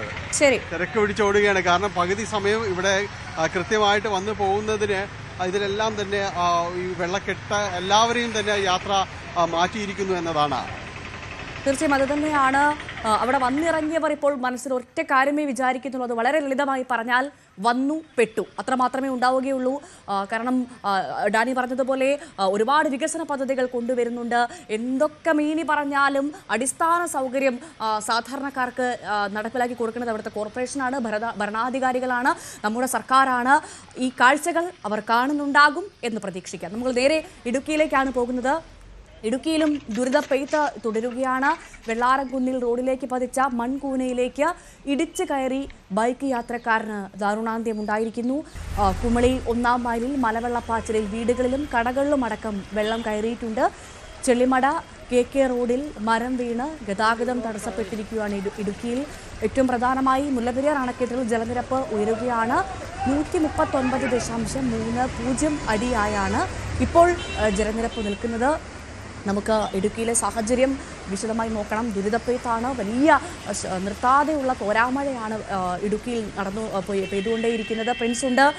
പ്രിൻസ്, ആദ്യം ഇടുക്കിയിലെ മഴയുടെ സാഹചര്യം ഒന്ന് പറയാമോ? ഇപ്പോൾ കനത്ത മഴയുണ്ടോ? ഒരുപാട് നാശനഷ്ടങ്ങൾ അവിടെ റിപ്പോർട്ട് ചെയ്യുന്നുണ്ട്, നമ്മൾ വളരെ വ്യക്തമായി പറയുന്നുണ്ട്. നിലവിലെ സാഹചര്യം എന്താണ്? ബാക്കി പിന്നാലെ വരാം. നിലവിൽ ഇടുക്കിയിൽ മഴയ്ക്ക് നേരിയ ശമനമുണ്ട്. പ്രത്യേകിച്ചും ഇന്ന് രാവിലെ മുതൽ മഴ കുറഞ്ഞിട്ടുണ്ട്. കഴിഞ്ഞ രാത്രിയിലൊക്കെ അതിശക്തമായ മഴയായിരുന്നു വിവിധ മേഖലകളിൽ പെയ്തത്. പ്രത്യേകിച്ചും കുമളി മേഖലയിൽ പീരുമേട് താലൂക്കിലെ വിവിധ പ്രദേശങ്ങളിൽ മുല്ലപ്പെരിയാർ അണക്കെട്ടിന്റെ വൃഷ്ടിപ്രദേശങ്ങളിലൊക്കെ അതിശക്തമായ മഴ പെയ്ത ഒരു സാഹചര്യമായിരുന്നു കഴിഞ്ഞ രാത്രി ഉണ്ടായത്. അതിനുള്ള ദിവസങ്ങളിലൊക്കെ ജില്ലയിലെ വിവിധ ഭാഗങ്ങളിലും അതിശക്തമായ മഴ പെയ്തിരുന്നു. കഴിഞ്ഞ ദിവസം അതിശക്തമായ മഴ പെയ്യുകയും മിന്നൽ പ്രളയം ഉണ്ടായ കല്ലാർപുഴയോട് ചേർന്നുള്ള പ്രദേശങ്ങൾ, അതായത് ഉടുമ്പൻചോല താലൂക്കിന്റെ തിരുകണ്ടം മേഖലയോട് ചേർന്ന് കിടക്കുന്ന വലിയ പ്രദേശങ്ങൾ ഇന്നലെയും മഴയുണ്ടായിരുന്നെങ്കിലും കഴിഞ്ഞ ദിവസത്തെ അപേക്ഷിച്ച് അല്പം കുറവ് കഴിഞ്ഞ ദിവസം ഉണ്ടായിരുന്നു. അന്ന് വലിയ ആശ്വാസകരമാണ്. കാരണം മിന്നൽ പ്രളയമായിരുന്നു 2 ദിവസം മുൻപോടെ ഉണ്ടായ മഴയിൽ സംഭവിച്ചത്. എന്നാൽ ഇന്നലെ കഴിഞ്ഞ രാത്രിയിൽ കുമളി മേഖലയിൽ അതിശക്തമായ മഴയുണ്ടായി. ചെളിമട, വണ്ടിപ്പെരിയാർ, കുമളി, ആലവിലാസം, അണക്കരയൊക്കെ തുടങ്ങിയ പ്രദേശങ്ങളിലൊക്കെ ശക്തമായ മഴ പെയ്യുകയും റോഡിലേക്കൊക്കെ വെള്ളം ഒഴുകിയെന്ന സാഹചര്യം ഉണ്ടായിരുന്നു. അപ്പം നിരവധി വീടുകളിലും വ്യാപാര സ്ഥാപനങ്ങളിലുമൊക്കെ വെള്ളം കയറി ഒരു മരണം സംഭവിക്കുന്ന ഒരു സാഹചര്യം കൂടി ഉണ്ടായിരുന്നു. ദയനീയമായ ഒരു സാഹചര്യം ഉണ്ടായിരുന്നു. റോഡിലേക്ക് മണ്ണിടിഞ്ഞ് വീഴുന്ന അവസ്ഥയിലേക്ക് ആ മണ്ണ് കാണാതെ വരികയും ബൈക്ക് യാത്രക്കാരില്ല മൺകൂനയിലേക്ക് ഇടിച്ചു കയറുകയും ചെയ്യുന്ന സാഹചര്യത്തിൽ ഒരു മരണം സംഭവിക്കുന്ന ഒരു അവസ്ഥ ഉണ്ടാവുകയായിരുന്നു. എന്തായാലും ഇടുക്കിയിലെ കനത്ത മഴ ഈ രാത്രി കാലങ്ങൾ തൊട്ടുന്ന സാഹചര്യമാണുള്ളത്. കഴിഞ്ഞ ദിവസങ്ങളിലൊക്കെ അതിശക്തമായ മഴ വിവിധ പ്രദേശങ്ങളിൽ ലഭിച്ചിരുന്നു. ഇപ്പോൾ കാലാവസ്ഥ ശാന്തമാണെങ്കിലും അന്തരീക്ഷം ശാന്തമാണെങ്കിലും വൈകുന്നേരത്തോടെ വീണ്ടും ശക്തമാകുന്നു. രാത്രിയോടെ അതിശക്തമാകുമെന്നാണ് കരുതുന്നത്. എന്തായാലും നിലവിൽ ഡാമുകളുടെ ഒരു ജലനിരപ്പിന്റെ സാഹചര്യം കൂടിയുണ്ട്. മുല്ലപ്പെരിയാർ അടക്കമുള്ള പ്രധാന അണക്കെട്ടുകളിലെ ജലനിരപ്പ് വർദ്ധിക്കുകയാണ്. മുല്ലപ്പെരിയാറിന്റെ വൃഷ്ടിപ്രദേശങ്ങളിൽ തേക്കടി തടാകത്തിൽ പെരിയാർ വനമേഖലയിലൊക്കെ അതിശക്തമായ മഴയാണ് ഏതാനും ദിവസങ്ങളായി പെയ്യുന്നത്. മുല്ലപ്പെരിയാറിന്റെ കൈവഴികളിലൊക്കെ ശക്തമായ നീരൊഴുക്കുണ്ട്. അതുകൊണ്ട് തന്നെ അണക്കെട്ടിൽ നിന്നും വെള്ളം 13 സ്പിൽവേയിലൂടെയും വെള്ളം പെരിയാറിലേക്ക് ഒഴുക്കുന്നുണ്ടെങ്കിലും നിലവിലും ജലനിരപ്പ് ഉയരുന്ന ഒരു സാഹചര്യമാണുള്ളത്. ഇപ്പോൾ 139.5 അടിയിലേക്ക് വെള്ളം ഉയരുന്ന ഒരു അവസ്ഥയിലേക്ക് അണക്കെട്ടിലെ വെള്ളം എത്തിയിരിക്കുന്നു. നിലവിൽ തമിഴ്നാട് 1400 ക്യൂസെക് വെള്ളം കടൽ മാർഗം കൊണ്ടുപോകുന്നുണ്ട്. ഒപ്പം സ്പിൽവേയിലൂടെ 7300-ലധികം ക്യൂസെക് വെള്ളം പെരിയാറിലേക്ക് ഒഴുക്കുന്നുണ്ട്. എന്നാൽ അപ്പോഴും ജലനിരപ്പ് താഴുന്നില്ല. കൂടുതൽ വെള്ളം ഒഴുകിയെത്തുന്ന പുറത്തേക്ക് ഒഴുക്കുന്നതിനേക്കാൾ അധികമായ വെള്ളം അണക്കെട്ടിലേക്ക് ഒഴുകിയെത്തുന്ന സാഹചര്യമാണ് നിലവിലുള്ളത്. അതിനാൽ തന്നെ വരും മണിക്കൂറുകളിലും വൈകുന്നേരങ്ങളിലും ഒക്കെ മഴ വീണ്ടും ശക്തമായാൽ കൂടുതൽ വെള്ളം പെരിയാറിലേക്ക് ഒഴുക്കേണ്ട ഒരു അവസ്ഥയിലേക്ക് എത്തും. ഇപ്പോൾ തന്നെ പെരിയാറിൽ ശക്തമായ നീരൊഴുക്കുണ്ട്. കൂടുതൽ വെള്ളം ഒഴുക്കേണ്ട ഒരു അവസ്ഥയിലേക്ക് എത്തുമ്പോഴേക്കും വീണ്ടും ജലനിരപ്പ് ഉയരുന്ന ഒരു അവസ്ഥയിലേക്ക് എത്തും. അതോടൊപ്പം തന്നെ മറ്റ് അണക്കെട്ടുകളുടെയും കല്ലാർ ഇരട്ടയാർ തുടങ്ങിയ ഡൈവേഷൻ അണക്കെട്ടുകളിലൊക്കെ വെള്ളം ഉയർന്നു നിൽക്കുന്ന ഒരു സാഹചര്യം തന്നെയാണ് ഉള്ളത് ഇപ്പോഴും. ഒപ്പം കല്ലാർകുട്ടി, പാമ്പ്ള തുടങ്ങിയ ചെറുകിട അണക്കെട്ടുകളിലും വെള്ളം പുറത്തേക്ക് എടുക്കുന്ന അവസ്ഥയുണ്ട്. ഇടുക്കി അണക്കെട്ടിലും ജലനിരപ്പ് ഉയരുന്ന ഒരു സാഹചര്യമാണ്. പ്രത്യേകിച്ചും മുല്ലപ്പെരിയാറിൽ നിന്ന് വെള്ളം പുറത്തേക്ക് ഒഴുകുന്ന അവസ്ഥ കൂടി ഉള്ളതിനാൽ ഇടുക്കിയിലും ജലനിരപ്പ് ഉയരുന്ന ഒരു സാഹചര്യമാണ്. ഒപ്പം ജില്ലയിലെ വിവിധ നദികളുമൊക്കെ കരകവിഞ്ഞ് ഒഴുകുന്ന അല്ലെങ്കിൽ ജലനിരപ്പ് ഉയർന്നു നിൽക്കുന്ന ഒരു സാഹചര്യമാണ് നിലവിലുള്ളത്. പ്രിൻസ് സൂചിപ്പിച്ചതുപോലെ തന്നെ ഈ മുല്ലപ്പെരിയാറിലെ ജലനിരപ്പ് ഉയരുന്നത് കേരളത്തിന്റെ മൊത്തം ആശങ്കയാണ്. ആ ജില്ലയുടെ മാത്രമല്ല, സ്വാഭാവികമായും പെരിയാറിൽ ജലനിരപ്പ് ഉയരും. പെരിയാറിന്റെ പ്രദേശത്തുള്ള തീരദേശവാസികൾക്കൊക്കെ കൃത്യമായ മുന്നറിയിപ്പുകൾ ഇതിനോടകം നൽകിയിട്ടുണ്ടാകുമല്ലോ അല്ലേ? അതോടൊപ്പം മറ്റൊരു കാര്യം കൂടി, 2018-ൽ മഹാപ്രളയം ഉണ്ടായപ്പോൾ പോലും വെള്ളം കയറാത്ത പല സ്ഥലങ്ങളിലും ഈ മഴയിൽ വെള്ളം കയറി വെള്ളക്കെട്ടുണ്ടായി എന്നുള്ള വിവരങ്ങൾ കൂടി ലഭ്യമാകുന്നുണ്ട്. തീർച്ചയായും കഴിഞ്ഞ ദിവസം തന്നെ കല്ലാർപ്പുഴയിലുണ്ടായ മിന്നൽ പ്രളയം അത് മുൻകാലങ്ങളിൽ 2018 പ്രളയകാലത്ത് മാത്രമല്ല ഇവിടുത്തെ പഴയകാല കർഷകരടക്കമുള്ളവർ പറയുന്നത് ഇവരുടെ ഓർമ്മകളിൽ പോലും ഇത്തരത്തിലൊരു പ്രളയം ഉണ്ടായിട്ടില്ല എന്നുള്ളതാണ്. മണിക്കൂറുകൾക്കുള്ളിൽ തന്നെ പുഴ കരകവിഞ്ഞ് സമീപത്തെ റോഡുകളിലും വീടുകളിലും എല്ലാം വെള്ളം കയറുന്ന അവസ്ഥ. ഒരു വീട് തന്നെ പല വീടുകളിൽ നിന്ന് പൂർണ്ണമായും മുങ്ങിപ്പോകുന്ന സാഹചര്യത്തിലേക്ക് പോലും എത്തുന്ന ഒരു സാഹചര്യമായിരുന്നു കഴിഞ്ഞ ദിവസം ഈ കല്ലാർപ്പുഴയോട് ചേർന്നുള്ള പ്രദേശങ്ങളിൽ കണ്ടത്. മണിക്കൂറുകളോളം വെള്ളം ഇതേ അവസ്ഥ തുടരുന്നൊരു സാഹചര്യം ആണ്. കല്ലാർ ഡാം തുറന്ന വെള്ളം പുറത്തേക്ക് ഒഴുക്കില്ലെങ്കിൽ പോലും ആ വെള്ളം താഴാതെ നിൽക്കുന്ന സാഹചര്യം. കാരണം അതിശക്തമായ നീരൊഴുക്കാണ് കല്ലാർപ്പുഴയുടെ ചെറിയ കൈവഴികളിലൊക്കെ ഉണ്ടായിരുന്നത്. അതുകൊണ്ട് തന്നെ ഇപ്പോഴും പൂർണ്ണമായും വെള്ളം താഴ്ന്നു എന്ന് പറയാൻ സാധിക്കില്ല. നിലവിൽ ശക്തമായ നീരൊഴുക്ക് ഈ പുഴയിലുള്ള ഡാം തുറന്നു വിട്ടിട്ടുണ്ട് എങ്കിൽ പോലും അതുപോലെ തന്നെ കൂടുതൽ എല്ലാ ഷട്ടറുകളും പൂർണ്ണമായി ഉയർത്തി വെള്ളം പുറത്തേക്ക് ഒഴുക്കേണ്ട ഒരു സാഹചര്യമായിരുന്നു കഴിഞ്ഞ ദിവസം ഉണ്ടായത്. അതുകൊണ്ട് തന്നെ കല്ലാറിൽ നിന്നും വെള്ളം പുറത്തേക്ക് ഒഴുക്കിയതോടെ ഇതിന്റെ തുറന്ന് ഡാമിന്റെ താഴ്ഭാഗത്ത് താമസിക്കുന്ന പ്രദേശങ്ങളിലൊക്കെ ആളുകൾ താമസിക്കുന്ന പ്രദേശങ്ങളിലൊക്കെ വെള്ളം കയറുന്ന ഒരു സാഹചര്യമുണ്ടായി. പ്രത്യേകിച്ചും പെതയിൽ മേലെ ചിന്ന ഭാഗങ്ങളിലൊക്കെ വെള്ളം കയറുന്ന ഒരു അവസ്ഥയുണ്ടായി. മുൻകാലങ്ങളിലെല്ലാം അപേക്ഷിച്ച് ശക്തമായ മഴ മണിക്കൂറുകളിൽ തന്നെ പെയ്തിരുന്നു. ഒപ്പം അതിശക്തമായ വെള്ളപ്പൊക്കം ഉയരുന്ന ഒരു സാഹചര്യമൊക്കെ ഉണ്ട്. മുൻ വർഷങ്ങളിലൊന്നും ഇത്തരത്തിലുള്ള സാഹചര്യം ഉണ്ടായിട്ടില്ല എന്ന് തന്നെയാണ് നാട്ടുകാർ പറയുന്നത്. അതാണ് ഇടുക്കിയിലെ നിലവിലെ സാഹചര്യം. എന്തായാലും വലിയ മഴയാണ്. പലയിടങ്ങളിലും 2018 മഹാപ്രളയത്തിൽ വെള്ളം കയറാത്തിടങ്ങളിൽ പോലും ഈ മഴയിൽ വെള്ളം കയറിയെന്നുള്ളതാണ്. മേഘവിസ്ഫോടനത്തിന് സമാനമായ മഴ ഇടുക്കിയിൽ ഉണ്ടായിരുന്നു. കഴിഞ്ഞ 3 മണിക്കൂറിൽ അത്രമാത്രം തോരാത്ത മഴയായിരുന്നു ഇടുക്കിയിൽ. വലിയ നാശനഷ്ടങ്ങൾ റിപ്പോർട്ട് ചെയ്തു എന്നുള്ളതാണ് നിലവിലെ സാഹചര്യം. നിലവിൽ എന്തായാലും ആശങ്കപ്പെടേണ്ട സാഹചര്യത്തിലേക്ക് കാര്യങ്ങൾ കടന്നിട്ടില്ല എന്ന് നമുക്കിപ്പോൾ ആശ്വസിക്കാം. മുല്ലപ്പെരിയാറിൽ എന്തായാലും ജലനിരപ്പ് ഉയരുന്നുണ്ട്. പെരിയാറിൽ ജലനിരപ്പ് ഉയരുന്നുണ്ട്. ഒരു കാര്യമേ പറയാനുള്ളൂ പ്രിയപ്പെട്ട പ്രേക്ഷകർ, അത് ജാഗ്രത പാലിക്കുക എവിടെയാണെങ്കിലും. മലപ്പുറം കുറ്റിപ്പുറം പെരുമ്പടവിൽ വാഹനാപകടത്തിൽ 2 പേർക്ക് ദാരുണാന്ത്യം. ഓട്ടോറിക്ഷയും കാറും കൂട്ടിയിടിച്ച് ഇന്ന് പുലർച്ചെയാണ് അപകടമുണ്ടായത്. ഓട്ടോറിക്ഷയിൽ സഞ്ചരിച്ച എടച്ചലം സ്വദേശി റസാഖ്, പാണ്ടികശാല സ്വദേശി ശ്യാം എന്നിവരാണ് മരിച്ചത്.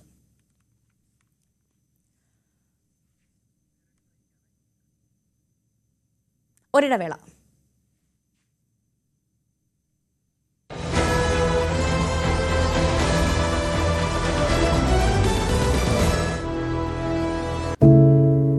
ഒരു മാധ്യമ പ്രവർത്തക എന്ന നിലയ്ക്ക് ഇപ്പോൾ ഏറ്റവും കൂടുതൽ കൈകാര്യം ചെയ്യേണ്ടി വരുന്നത് ലഹരിയുമായി ബന്ധപ്പെട്ട വാർത്തകളാണ്. കൊച്ചുകുട്ടികൾ മുതൽ യുവാക്കൾ വരെ എല്ലാവരും ഉൾപ്പെട്ടിരിക്കുന്ന ലഹരിയുടെ ഒരു വല. എന്താണ് നമ്മുടെ യുവതലമുറയ്ക്ക് സംഭവിക്കുന്നത് എന്നൊക്കെ എല്ലാവരും ചോദിച്ചു കാണും. പക്ഷേ അവരുടെ പ്രശ്നങ്ങളെ, അത് കുട്ടികൾ മുതൽ യുവാക്കൾ വരെ, അവരുടെ പ്രശ്നങ്ങളെ കേൾക്കുന്നതിന്, മനസ്സിലാക്കുന്നതിന്, ഒരു പരിഹാരം പറയുന്നതിന് മുതിർന്നവരായ നമുക്ക് എത്രമാത്രം കഴിയുന്നുണ്ട്? അവരിൽ ഉണ്ടാകുന്ന ചെറിയ മാറ്റങ്ങൾ നമ്മൾ തിരിച്ചറിയാറുണ്ട്. അവരുടെ ചുറ്റുമുള്ളത്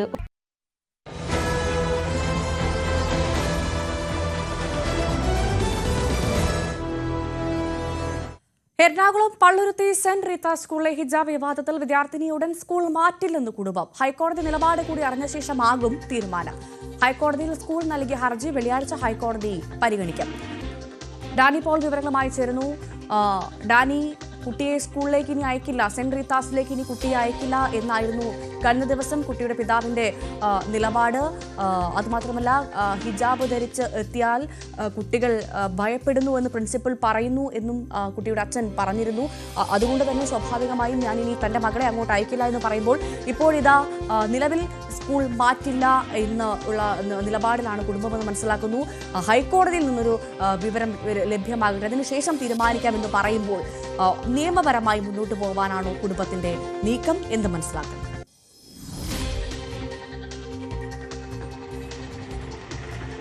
ഹൈക്കോടതിയിൽ നിന്ന് എന്താണ് പറയുന്നത്, ഈ വിഷയത്തിൽ എന്ത് പറയുന്നു എന്നത് തന്നെയാണ് ഈ കുടുംബം കാത്തിരിക്കുന്നത്. കാരണം ഈ ഹൈക്കോടതിയെ സ്കൂൾ അധികൃതർ വളരെ പെട്ടെന്ന് സമീപിക്കുകയായിരുന്നു. സർക്കാർ ഉത്തരവ് ചൂണ്ടിക്കാണിച്ചുകൊണ്ട് സർക്കാർ അത് ഒരു ഓർഡർ കം സർക്കുലർ എന്ന രീതിയിലാണ് അവരത് കാണുന്നത്. കാരണം ഇതിൻ പ്രകാരം ഇവർക്ക് ഇതിൽ ചില നിർദ്ദേശങ്ങളുണ്ട്, അത് നടപ്പാക്കാൻ കഴിയില്ല എന്നതാണ് സ്കൂൾ അധികൃതർ പറഞ്ഞത്.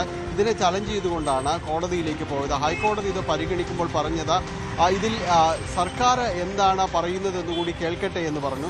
ഈ ഓർഡറിന് ഒരു സ്റ്റേ ആയിരുന്നു അവർ ആവശ്യപ്പെട്ടത്. അത് നൽകാനായിട്ട് ഹൈക്കോടതി തയ്യാറായില്ല. പകരം സർക്കാരിൻ്റെ വിശദീകരണം കൂടി കേട്ടതിന് ശേഷം മാത്രമാകാം എന്നോട് പറഞ്ഞു. അപ്പോൾ ഹൈക്കോടതിയുടെ ഭാഗത്തു നിന്ന് ഇതിൽ ഏതെങ്കിലും രീതിയിലുള്ള ഒരു അനുകൂല ഉത്തരവ് ഉണ്ടാകുന്നുണ്ടോ എന്നതെല്ലാം തന്നെ കാത്തിരിക്കുകയാണ് ഈ കുട്ടിയുടെ കുടുംബം. അവർ അഭിഭാഷകൻ ആ രീതിയിലാണ് കാര്യങ്ങൾ അറിയുന്നത്. അറിയിച്ചിട്ടുള്ളത്. ഹൈക്കോടതി എന്ത് പറയുന്നു എന്നത് കൂടി കാക്കാം എന്നതാണ് പറഞ്ഞിരിക്കുന്നത്.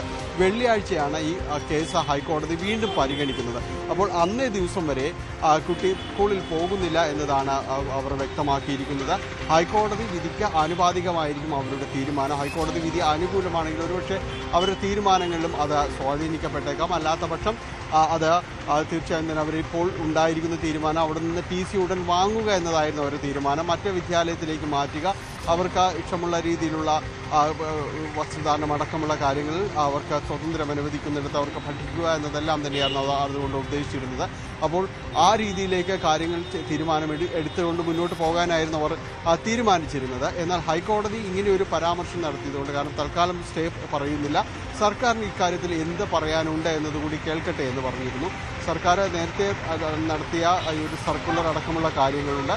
അപ്പോൾ ആ കാര്യം കോടതിയെ കൂടി അറിയിക്കുമ്പോൾ കോടതി ഇതിൽ എന്ത് തീരുമാനമെടുക്കുന്നു എന്നത് ഈ കേസിനെ സംബന്ധിച്ചിടത്തോളം വളരെ നിർണായകം തന്നെയാണ്. അപ്പോൾ അതുവരെ കാത്തിരിക്കാനാണ് കുട്ടിയുടെ കുടുംബം ഉദ്ദേശിക്കുന്നത്. അവരുടെ അഭിഭാഷകരും ഇക്കാര്യം വ്യക്തമാക്കിയത് അങ്ങനെയാണ്. അതാണ് നിലവിലെ സാഹചര്യം. ഡാനി പോളാണ് വിവരങ്ങൾ നൽകിയത്. കുട്ടനാട്ടിൽ നടക്കുന്ന VS അച്യുതാനന്ദൻ പുരസ്കാര ചടങ്ങിൽ മുൻകാല കർഷക തൊഴിലാളി നേതാക്കളുടെ പേരില്ലാതെ notice. G Sudhakaran, D Lakshmanan എന്നിവരടക്കമുള്ളവരാണ് ഒഴിവാക്കപ്പെട്ടത്.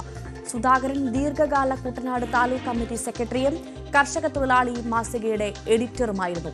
CPM ജില്ലാ സെക്രട്ടറി R നാസർ കഴിഞ്ഞ ദിവസം സുധാകരന്റെ വീട്ടിൽ എത്തിയിരുന്നുവെങ്കിലും ക്ഷണിക്കുകയോ നോട്ടീസ് കൈമാറുകയോ ചെയ്തില്ല. ചടങ്ങിൽ സുധാകരൻ പങ്കെടുത്തേക്കില്ല. ശരണ്യ സ്നേഹജൻ വാർത്തയുടെ വിവരങ്ങളുമായി ചേരുന്നു. ശരണ്യ, നമ്മൾ കണ്ടതാണ് കഴിഞ്ഞ കുറച്ച് നാളുകളായി തുടരുന്ന G സുധാകരന്റെ പോര്. ഇപ്പോഴിതാ ഏറ്റവും പ്രധാനമായി അദ്ദേഹത്തെ ക്ഷണിച്ചില്ല, VS അച്യുതാനന്ദൻ പുരസ്കാര ചടങ്ങിൽ അദ്ദേഹത്തെ ക്ഷണിച്ചില്ല എന്ന് പറയുന്നു.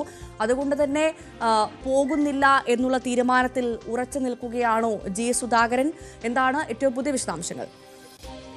ഭവ്യ, കഴിഞ്ഞ കുറച്ച് ദിവസങ്ങളായി ആലപ്പുഴയിൽ സുധാകരനെതിരെ നടക്കുന്ന സൈബർ ആക്രമണങ്ങളും അതിന് അദ്ദേഹത്തിന്റെ പ്രതികരണങ്ങളും ഒക്കെ വലിയ തോതിൽ ചർച്ചയായിക്കൊണ്ടിരിക്കുകയാണ്. അതിൽ ഏറ്റവും പ്രധാനപ്പെട്ടത് കഴിഞ്ഞ ദിവസം CPMന്റെ ജില്ലാ സെക്രട്ടറി തന്നെ നേരിട്ടെത്തി G സുധാകരനെ ഇവിടെ നടക്കുന്ന, അതായത് VS അച്യുതാനന്ദനുമായി ബന്ധപ്പെട്ടുള്ള ആദ്യ പുരസ്കാര ചടങ്ങിലേക്ക് ക്ഷണിച്ചു. അത് ക്ഷണിക്കാനായാണ് താൻ സുധാകരന്റെ വീട്ടിലെത്തിയത് എന്നാണ് വ്യക്തമാക്കിയത്. പക്ഷെ അങ്ങനെയല്ല കാര്യങ്ങൾ എന്നുള്ളതാണ് ഇപ്പോൾ അറിയാൻ കഴിഞ്ഞിട്ടുള്ളത്. അതായത് അവിടെ ആ പരിപാടിക്കായി എത്തിയ VS ജില്ലാ സെക്രട്ടറി R നാസർ അദ്ദേഹത്തോട് ഇങ്ങനെ ഒരു പരിപാടി ഉണ്ട് എന്ന് മാത്രമാണ് പറഞ്ഞിട്ടുള്ളത്. പരിപാടിയിൽ പങ്കെടുക്കണമെന്നോ അല്ലെങ്കിൽ അവിടെ എത്തണമെന്നോ അല്ലെങ്കിൽ നോട്ടീസിൽ ആശംസ നൽകുന്നവരുടെ ലിസ്റ്റിൽ പോലും അദ്ദേഹത്തിന്റെ പേര് പോലും ഇല്ല എന്നുള്ളതാണ്.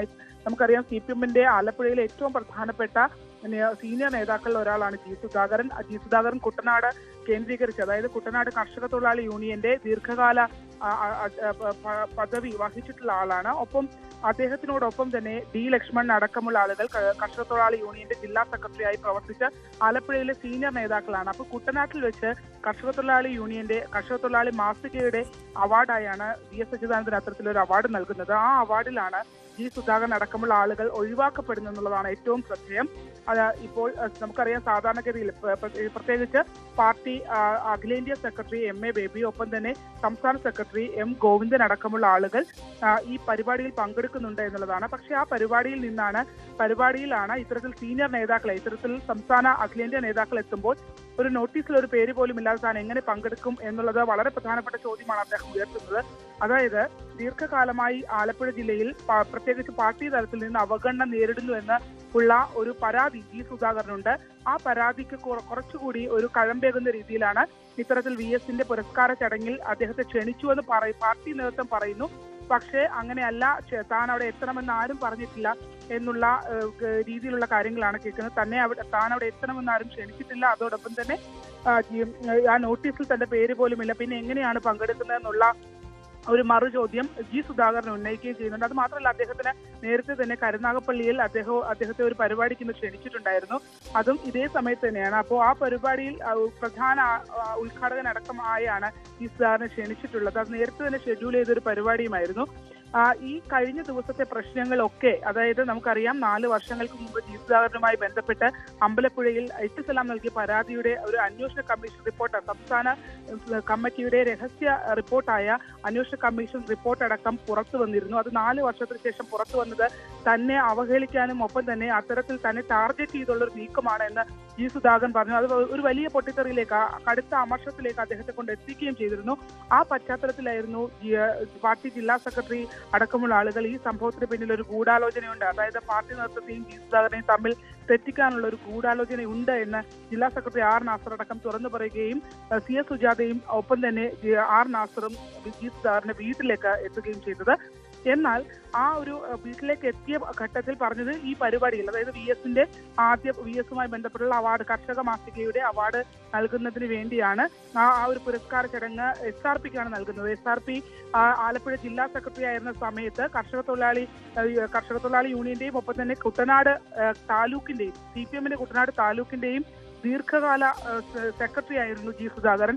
അങ്ങനെ SRPക്ക് അത്തരത്തിൽ ഒരു പുരസ്കാരം നൽകുമ്പോൾ തീർച്ചയായും ക്ഷണിക്കപ്പെടേണ്ട ആളുകളാണ് ജി സുധാകരനും ഡി ലക്ഷ്മണനും അടക്കമുള്ള നേതാക്കന്മാർ. പക്ഷേ അവരുടെ ആരുടെയും പേര് പോലും പരാമർശിക്കപ്പെടാത്തൊരിടത്ത് എങ്ങനെ എത്തുമെന്നുള്ള ചോദ്യം അതാണ്. ശരണ്യ, നമുക്കറിയാം ഈ നേതൃത്വവുമായി പരസ്യ പോരിലേക്ക് കടന്നപ്പോൾ പോലും ഒരു അച്ചടക്ക വടിയെടുക്കാതെ തീർക്കാനാണ് നേതൃത്വം അവിടെ ശ്രമിച്ചതെന്നാണ് നമ്മൾ മനസ്സിലാക്കുന്നത്. പക്ഷേ അപ്പോൾ പോലും ഇത് അവസാനിക്കുന്നില്ല എന്ന് വളരെ വ്യക്തമായി പറയുന്നു. ജി സുധാകരന്റെ പേര് നോട്ടീസിൽ ഇല്ലാത്തത് മനഃപൂർവ്വം എന്ന് തന്നെയാണോ അദ്ദേഹം മനസ്സിലാക്കുന്നത്? അങ്ങനെയാണെങ്കിൽ ഇന്നത്തെ പരിപാടിക്ക് അദ്ദേഹം പങ്കെടുക്കാനുള്ള സാധ്യത അത് വളരെ കുറവല്ലേ? എന്താണ് അദ്ദേഹം വളരെ കൃത്യമായി പറയുന്നത്? ഭവ്യ, പങ്കെടുക്കാനുള്ള സാധ്യത കുറവാണ്.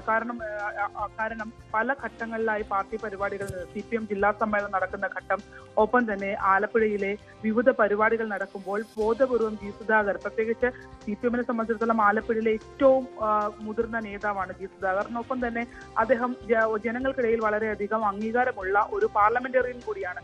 അതുകൊണ്ട് തന്നെ പാർട്ടി നേതൃത്വത്തിൽ നിന്ന് ബ്രാഞ്ച് തലത്തിലാണ് ജി സുധാകരൻ ഇപ്പോൾ പ്രവർത്തിക്കുന്നുണ്ടെങ്കിൽ പോലും ആ ഒരു സീനിയർ ലീഡർഷിപ്പ് ഒരിക്കലും അവഗണിക്കാൻ CPMനാകില്ല. പക്ഷേ അങ്ങനെ ഒരു ഘട്ടത്തിൽ നിൽക്കുമ്പോൾ, സംസ്ഥാന നേതൃത്വം അങ്ങനെ ഒരു തീരുമാനത്തിൽ നിൽക്കുമ്പോൾ പോലും ആലപ്പുഴയിലെ പാർട്ടി നേതൃത്വം ജി സുധാകരനെ മനഃപൂർവ്വം പ്രകോപിപ്പിക്കുന്ന രീതിയിൽ പല കാര്യങ്ങളും ചെയ്യുന്നുണ്ട് എന്നുള്ളതൊരു യാഥാർത്ഥ്യമാണ്. അത് കഴിഞ്ഞ ദിവസങ്ങളിൽ അതിന്റെ ഒരു മൂർധന്യാവസ്ഥയിലാണ് ജി സുധാകരൻ വലിയൊരു പൊട്ടിത്തെറിയിലേക്ക് പോയത്. അതായത് സൈബർ ആക്രമണം അദ്ദേഹത്തിനെതിരെ വലിയ തോതിൽ ഉണ്ടായിരുന്നു. അതിൽ തന്നെ പാർട്ടി അംഗത്വമുള്ള ലോക്കൽ കമ്മിറ്റിയിലുള്ളവർ, ഏരിയ കമ്മിറ്റിയിലുള്ളവർ, അങ്ങനെ പാർട്ടി കേഡർമാരായ ആളുകൾ ആണ് കൃത്യമായി ഇത്തരത്തിൽ നവമാധ്യമങ്ങളുടെ വളരെ മോശമായ ഭാഷയിൽ ജി സുധാകരനെ അപമാനിക്കുന്നത് എന്നുള്ളതാണ്. അത് അമ്പലപ്പുഴ കേന്ദ്രീകരിച്ചുള്ള ഒരു പൊളിറ്റിക്കൽ ഗാങ്സ്റ്ററുകളാണ് അതിന് പിന്നിൽ എന്ന് ജി സുധാകരൻ തുറന്നടിച്ചതോടെയാണ് കഴിഞ്ഞ ദിവസം ഇതൊരു വലിയ ചർച്ചയിലേക്ക് പോകുന്ന ഒരു സാഹചര്യം ഉണ്ടായത്. അതിന് മറുപടിയും എച്ചിസലാമിന്റെ മറുപടി വന്നു. അതിന് പിന്നാലെ ജി സുധാകരൻ സജി ചെറിയാനെതിരെയും തുറന്നു അടിച്ചു. അതായത് തന്നെ തിരുത്താനുള്ള പ്രത്യയശാസ്ത്ര ബോധമോ അല്ലെങ്കിൽ മറ്റു കാര്യങ്ങളോ സജി ചെറിയാൻ ഉണ്ടെന്ന് ജനം വിശ്വസിക്കുന്നില്ല എന്നുള്ളൊരു കാര്യം പറഞ്ഞു. അപ്പം അതിന് ഏറ്റവും ഒടുവിലാണ് ഈ കഴിഞ്ഞ 4 വർഷം മുമ്പ് പാർട്ടി അന്വേഷണ കമ്മീഷൻ കണ്ടെത്തിയ ഒരു റിപ്പോർട്ട്, 4 വർഷങ്ങൾ, അതും സംസ്ഥാന സെക്രട്ടേറിയറ്റിൽ നൽകിയ രഹസ്യ റിപ്പോർട്ടായിരുന്നു അത് എന്നുള്ളതാണ്. നൽകിയ ശേഷം തിരികെ വാങ്ങിയ നേതാക്കന്മാരിൽ നിന്ന് തിരികെ വാങ്ങിയ റിപ്പോർട്ടാണ്. ആ റിപ്പോർട്ടിന്റെ പകർപ്പ്, ആ രഹസ്യരേഖ 4 വർഷങ്ങൾക്ക് ശേഷം ഇപ്പോൾ പുറത്തേക്ക് വന്നതിന് പിന്നിൽ കൃത്യമായൊരു ഗൂഢാലോചന ഉണ്ട് എന്നുള്ളതാണ്. അതിൽ ഏറ്റവും പ്രധാനപ്പെട്ടത് പുന്നപ്ര വയലാറുമായി ബന്ധപ്പെട്ടിട്ടുള്ള വാരാചരണ ആഘോഷങ്ങൾ തുടങ്ങിയിട്ടുണ്ട്. ആ വാരാചരണ ആഘോഷങ്ങളുടെ നോട്ടീസിലും ജി സുധാകരന്റെ പേരില്ല എന്നുള്ളത് ശ്രദ്ധേയമാണ്. ശരി, ശരണ്യ സ്നേഹജനാണ് ആലപ്പുഴയിൽ നിന്ന് വിവരങ്ങൾ നൽകിയത്. നമ്മൾ ഇനി പോകുന്നത് ശബരിമലയിലെ സ്വർണ്ണക്കൊള്ളയിലെ വാർത്തയിലേക്കാണ്. ശബരിമല സ്വർണ്ണ മോഷണത്തിൽ 1-ാം പ്രതി പോറ്റിയുടെ വീട്ടിൽ നിന്ന് സ്വർണവും രേഖകളും പിടിച്ചെടുത്ത് പ്രത്യേക അന്വേഷണ സംഘം. തിരുവനന്തപുരം കാര്യത്തിലെ വീട്ടിലെ പരിശോധന 8 മണിക്കൂർ നീണ്ടു. മോഷണത്തിന് ഗൂഢാലോചന നടന്ന ബംഗളൂരുവിൽ അടക്കം പ്രത്യേക അന്വേഷണ സംഘം വൈകാതെ തെളിവെടുപ്പ് നടത്തും. പ്രതിപട്ടികയിൽ ഉൾപ്പെട്ട തിരുവിതാംകൂർ ദേവസ്വം ബോർഡ് ജീവനക്കാരനായ മുരാരി ബാബു, സുനിൽകുമാർ ഉൾപ്പെടെയുള്ളവരെ ഉടൻ ചോദ്യം ചെയ്യും. ഡാൻ കുര്യൻ വിവരങ്ങളുമായി ചേരുന്നു. ഡാൻ, ഓരോ ദിവസത്തെയും തെളിവെടുപ്പ് വ്യക്തമാക്കുന്നത് വൻ കൊള്ളയായിരുന്നു ലക്ഷ്യമിട്ടത് എന്നത് തന്നെയാണ്. ഇന്നലെ വന്ന റിപ്പോർട്ട് അനുസരിച്ച് ശ്രീകോവിലിന്റെ മേൽക്കൂരയടക്കം ശബരിമല ശ്രീകോവിലിന്റെ മേൽക്കൂരയടക്കം പ്രതികൾ ലക്ഷ്യമിട്ടിരുന്നു എന്നതിലേക്ക് കാര്യങ്ങൾ പോകുന്നുണ്ട്. ഇപ്പോഴിതാ ഉണ്ണികൃഷ്ണൻ പോറ്റിയുടെ വീട്ടിൽ മണിക്കൂറുകൾ നീണ്ട പരിശോധന നടക്കുന്നു. നിർണായകമായ പല വിവരങ്ങളും രേഖകളും SITക്ക് ലഭിച്ചു എന്ന് മനസ്സിലാക്കുന്നു. ഉണ്ണികൃഷ്ണൻ പോറ്റിയിൽ തന്നെ ആണോ, ഉണ്ണികൃഷ്ണൻ പോറ്റിയെ ചുറ്റിപ്പറ്റി തന്നെയാണോ SIT അന്വേഷണം മുന്നോട്ട് പോകുന്നത്? ഇപ്പോൾ എന്തൊക്കെ രേഖകളാണ് SITക്ക് ലഭ്യമായത്? ഏറ്റവും പുതിയ വിശദാംശങ്ങൾ എന്തൊക്കെയാണ്? 2 ദിവസത്തെ വിശദമായ ചോദ്യം ചെയ്യലിന് ശേഷമാണ് ഇന്നലെ വൈകുന്നേരത്തോടെ പ്രത്യേക അന്വേഷണ സംഘം വെഞ്ഞാറമൂടിനടുത്തുള്ള ഉണ്ണികൃഷ്ണൻ പോറ്റിയുടെ വസതിയിൽ തെളിവെടുപ്പിന് എത്തിയത്. അവിടെ നടന്ന പരിശോധനയ്ക്കിടയിൽ ഡിജിറ്റൽ രേഖകളും അതോടൊപ്പം സാമ്പത്തിക ഇടപാടുകളുടെ രേഖകളും സ്വർണവും അടക്കം കണ്ടെത്തിയിട്ടുണ്ട് എന്നാണ് ലഭിക്കുന്ന സൂചനകൾ. അതിന്റെ സ്രോതസ്സും അതോടൊപ്പം അത് ഏത് കാലഘട്ടത്തിൽ നടത്തിയ ഇടപാടുകളാണ് എന്നതിനെ കുറിച്ചുമൊക്കെ വിശദമായ പരിശോധന വേണ്ടിവരുമെന്നാണ് നമുക്ക് ലഭിക്കുന്ന വിവരം. അതോടൊപ്പം എടുത്തു പറയേണ്ടുന്ന കാര്യം, ഉണ്ണികൃഷ്ണൻ പോറ്റിയിൽ മാത്രം കേന്ദ്രീകരിച്ചുകൊണ്ടല്ല നിലവിൽ അന്വേഷണം നടക്കുന്നത്. പ്രതിപട്ടികയിൽ ഒന്നാമതെത്തിയത് ഉണ്ണികൃഷ്ണൻ പോറ്റി ആയതിനാൽ തുടർന്ന് ഈ FIR-ൽ പ്രതിപട്ടികയിൽ ഉൾപ്പെട്ടിരിക്കുന്ന ദേവസ്വം ബോർഡിലെ ജീവനക്കാരായ മൂരാരി ബാബുവിനെയും AE സുനിൽകുമാറിനെയും ഉൾപ്പെടെയുള്ളവരെ വിശദമായ ചോദ്യം ചെയ്യലിനായി കസ്റ്റഡിയിലെടുത്തേക്കും, അല്ലെങ്കിൽ വിളിച്ചു വരുത്തിയേക്കും. അതിനുശേഷമായിരിക്കും തുടർ നീക്കങ്ങളിലേക്ക് കടക്കുക. എന്തായാലും ഇതിന്റെ ഗൂഢാലോചന നടന്ന് ബംഗളൂരുവിൽ ഉൾപ്പെടെ എത്തിച്ച് ഉണ്ണികൃഷ്ണൻ പോറ്റിയുമായി അന്വേഷണ സംഘം ഒരാഴ്ചക്കകത്ത് തെളിവെടുപ്പ് നടത്തുമെന്നാണ് ലഭിക്കുന്ന സൂചനകൾ. ഡാൻ കുര്യനാണ് വിവരങ്ങൾ നൽകിയത്.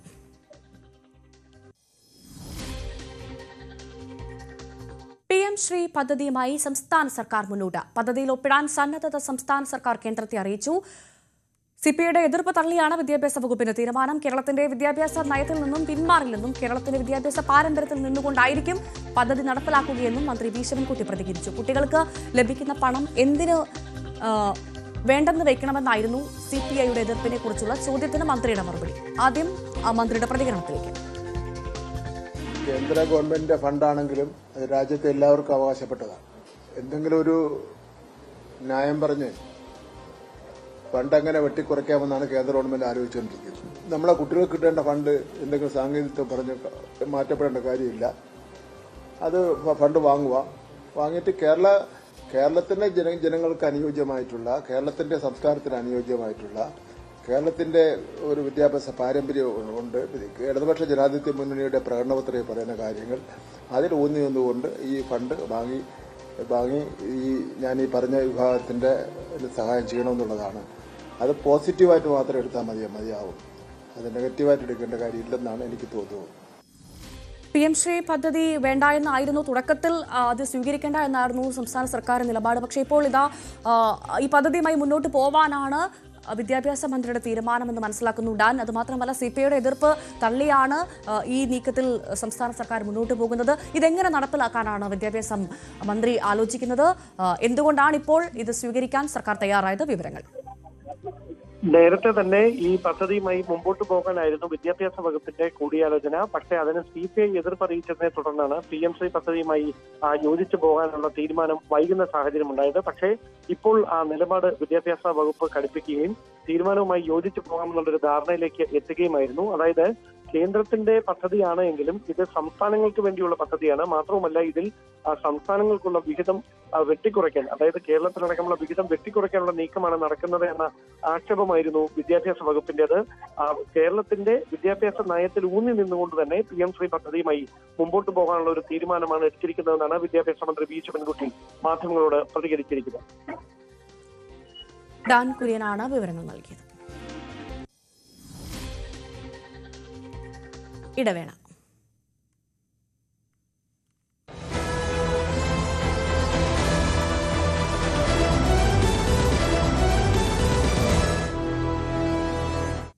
മലപ്പുറം മഞ്ചേരിയിൽ കാട് വെട്ടുന്ന യന്ത്രം ഉപയോഗിച്ച് യുവാവിനെ കഴുത്തറുത്തു കൊന്നു.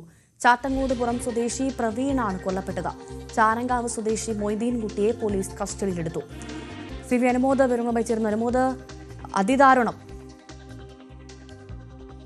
രാവിലെ 7 മണിയോടെയാണ് ഈ നാടിനെ ഞെട്ടിപ്പിക്കുന്ന സംഭവം നടന്നത്. പ്രവീണും മൊയ്തീൻകുട്ടിയും എല്ലാം തന്നെ ഈ കാട് വെട്ടുന്ന ജോലി ചെയ്യുന്നവരാണ്. രാവിലെ പ്രവീണും സുഹൃത്തും ചേർന്ന് ജോലി ചെയ്യാനായിട്ട് ഇവിടെ ചാരങ്കാവിലേക്ക് വരികയായിരുന്നു.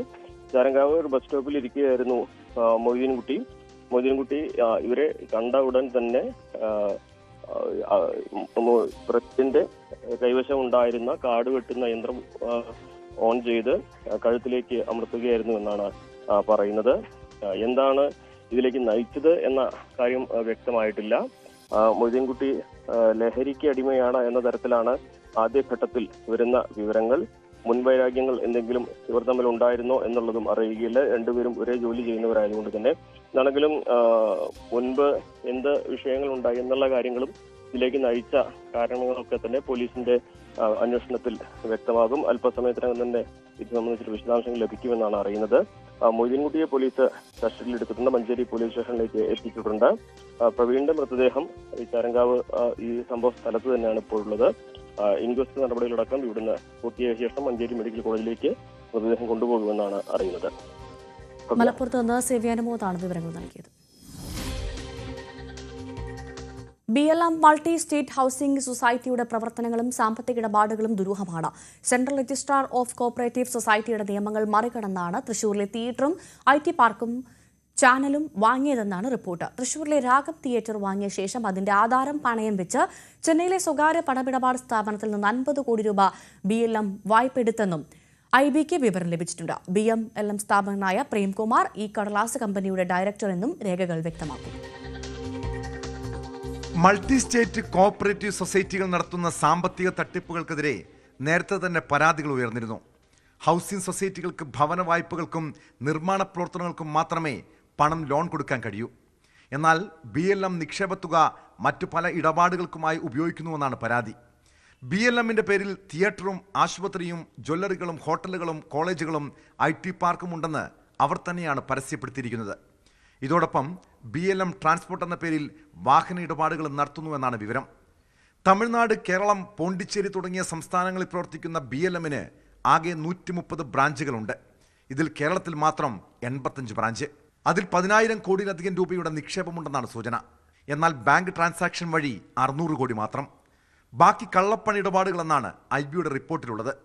16 മുതൽ 20% വരെയും പലിശ വാഗ്ദാനം ചെയ്താണ് ഈ സഹകരണ സ്ഥാപനം നിക്ഷേപം സ്വീകരിക്കുന്നത്. 2023 ഇടുക്കി ജില്ലയിലെ വിവിധ പോലീസ് സ്റ്റേഷനുകളും ക്രൈംബ്രാഞ്ചും BLMനെതിരെ ബഡ്സ് ആക്ട് പ്രകാരം കേസുകൾ രജിസ്റ്റർ ചെയ്തിരുന്നു. പിന്നീട് ഹൈക്കോടതിയിൽ നിന്ന് ആ കേസുകളുടെ അന്വേഷണമെല്ലാം മരവിപ്പിച്ചു. സെൻട്രൽ രജിസ്ട്രാർ ഓഫ് കോഓപ്പറേറ്റീവ് സൊസൈറ്റിയുടെ നിയമപ്രകാരം ഹൗസിംഗ് സൊസൈറ്റികൾക്ക് എന്റർടൈൻമെന്റ് സെക്ടറുകളിൽ പണം നിക്ഷേപിക്കാൻ അനുമതിയില്ല. എന്നാൽ BLM തിയേറ്ററുകളിലും ഒരു യൂട്യൂബ് ചാനലിലും പണം നിക്ഷേപിച്ചത് ഈ നിയമങ്ങളെല്ലാം മറികടന്നെന്നാണ് ആക്ഷേപം. വ്യവസായി ജോർജിൽ നിന്ന് തൃശൂരിലെ രാഗം തിയേറ്റർ വാങ്ങിയ BLM അതിന്റെ ആധാരം പണയം വെച്ച് ചെന്നൈയിലെ ബ്രയസ് ഫിൻവെസ്റ്റ് എന്ന സ്വകാര്യ പണമിടപാട് സ്ഥാപനത്തിൽ നിന്ന് 50 കോടി രൂപ വായ്പയെടുത്തെന്നും IBക്ക് വിവരം ലഭിച്ചു. നിക്ഷേപകരുടെ പണം കൊണ്ടുവാങ്ങിയ തിയേറ്റർ പണയപ്പെടുത്തി വായ്പയെടുത്തത് അംഗങ്ങളുടെ അനുമതി ഇല്ലാതെയെന്നും ആക്ഷേപമുണ്ട്. എന്നാൽ BLM സ്ഥാപകനായ പ്രേംകുമാർ ബ്രയസ് ഫിൻവെസ്റ്റ് എന്ന കടലാസ് കമ്പനിയുടെ ഡയറക്ടർ എന്നും രേഖകൾ വ്യക്തമാക്കുന്നു. M5 യൂട്യൂബ് ചാനൽ വാങ്ങിയ BLM ഇത് സാറ്റലൈറ്റ് ചാനലാക്കുമെന്ന് പരസ്യപ്പെടുത്തി നിരവധി പേരിൽ നിന്ന് പണം പിരിക്കുന്നതായും ആക്ഷേപമുണ്ട്. എടപ്പാളിലുള്ള ശ്രീവത്സം ആശുപത്രി BLMന്റെ പേരിലെന്നാണ് അവരുടെ അവകാശവാദം. എന്നാൽ ഒരു ട്രസ്റ്റിന്റെ ഓഹരി വാങ്ങാൻ അനുമതിയില്ലെന്നിരിക്കെ ഈ ആശുപത്രി വാങ്ങിയതിലെ ഇടപാടുകളും ദുരൂഹമാണ്. ന്യൂസ് 18 കൊച്ചി. ബീഹാറിൽ 2ാം ഘട്ട പത്രികാ സമർപ്പണത്തിനുള്ള സമയപരിധി നാളെ അവസാനിക്കാനിരിക്കെ സീറ്റ് ധാരണ പ്രഖ്യാപിക്കാനാവാതെ ഇന്ത്യ സഖ്യത്തെ അട്ടിമറിക്കുന്നതിന് RJD ആണെന്ന വിമർശനവുമായി PCC അധ്യക്ഷൻ രംഗത്ത് വന്നതോടെ അസാധാരണ പ്രതിസന്ധിയാണ് സഖ്യത്തിൽ വന്നിരിക്കുന്നത്. തർക്കമുള്ള സീറ്റുകളിൽ ധാരണയിലെത്താനായില്ലെങ്കിൽ PCC പ്രസിഡന്റ് നിലവിധി നേടുന്ന മണ്ഡലത്തിലും മഹാസഖ്യം നേർക്കുനേർ വരും. ഒറ്റയ്ക്ക് മത്സരിക്കുമെന്ന് JMM പ്രഖ്യാപിച്ചതും ഇന്ത്യ സഖ്യത്തിന് ക്ഷീണമാണ്. രാകേഷ് വിവരങ്ങളുമായി ചേരുന്നു. രാകേഷ്, മഹാസഖ്യത്തിലെ മഹാപ്രതിസന്ധി ഓരോ ദിവസവും വഷളായിക്കൊണ്ടിരിക്കുകയാണ്. ഭവ്യ, പ്രതിസന്ധി തീരുന്നില്ല. കാരണം നാളെ 2ാം ഘട്ട പത്രികാ സമർപ്പണത്തിനുള്ള അവസാന തീയതിയാണ്. അപ്പോൾ പോലും ഒരു ധാരണയിലെത്താൻ, അത്തരമൊരു പ്രഖ്യാപനത്തിലേക്ക് പോകാൻ ഇന്ത്യ സഖ്യത്തിന് കഴിയുന്നില്ല. RJDയും കോൺഗ്രസും തമ്മിലുള്ള തർക്കം തുടരുന്നു എന്ന് മാത്രമല്ല, പരസ്യ പ്രതികരണങ്ങളിലേക്ക് കൂടി ഇപ്പോൾ നേതാക്കൾ കടക്കുകയാണ്. കാരണം രാജേഷ് റാം ബീഹാർ PCC അധ്യക്ഷനാണ്. അദ്ദേഹം ഇപ്പോൾ RJDക്കെതിരെ രംഗത്ത് വന്നിരിക്കുകയാണ്. കാരണം നിലവിലെ സീറ്റ് ധാരണയെല്ലാം അട്ടിമറിക്കുന്നത് RJD ആണെന്ന ആരോപണമാണ് PCC അധ്യക്ഷൻ തന്നെ ഉന്നയിക്കുന്നത്. ഡൽഹിയിൽ KC വേണുഗോപാലിന്റെ അടക്കം സാന്നിധ്യത്തിൽ നടന്ന ചർച്ചയിൽ തേജസ്വി കൂടി പങ്കെടുത്തതാണ്. അന്ന് ഒരു ധാരണ സീറ്റുകളുടെ കാര്യത്തിൽ എത്തിയതാണ്. പക്ഷേ അതിൽ നിന്ന് RJD പിന്നോട്ട് പോകുന്നു എന്നാണ് PCC അധ്യക്ഷനായ രാജേഷ് റാം ഇപ്പോൾ ആരോപിക്കുന്നത്. ഇത് പറയാനുള്ള പ്രധാനപ്പെട്ട കാരണം ഏതാണ്ട് 9 സീറ്റുകളിൽ ഇന്ത്യ സഖ്യം പരസ്പരം ഏറ്റുമുട്ടുന്ന സാഹചര്യം നിലവിലുണ്ട്. കഴിഞ്ഞ ദിവസമാണ് ഒന്നാം ഘട്ട പത്രികാ സമർപ്പണം അവസാനിച്ചത്. അപ്പോൾ 6 സീറ്റുകളിൽ പരസ്പരം ഏറ്റുമുട്ടുന്ന സാഹചര്യം ഉണ്ടായി. ഇതിൽ തന്നെ പല സീറ്റുകളും RJDയും കോൺഗ്രസും തമ്മിലാണ് ഏറ്റുമുട്ടൽ വരുന്നത്. ചിലയിടത്ത് CPIM-നും ഇത്തരത്തിൽ പത്രിക നൽകുകയും ചെയ്തിട്ടുണ്ട്. ഇനി രണ്ടാം ഘട്ട പത്രിക സമർപ്പണത്തിനുള്ള സമയപരിധി നാളെയാണ്.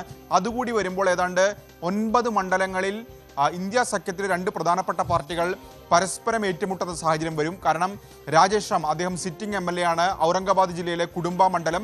ആ മണ്ഡലത്തിൽ സുരേഷ് പാസ്വാൻ എന്ന് പറയുന്ന സ്ഥാനാർത്ഥിയെ പ്രഖ്യാപിച്ചിട്ടുണ്ട് RJD. അതായത് PCC അധ്യക്ഷനെതിരെ തന്നെ RJDയുടെ സ്ഥാനാർത്ഥി വരുന്നു.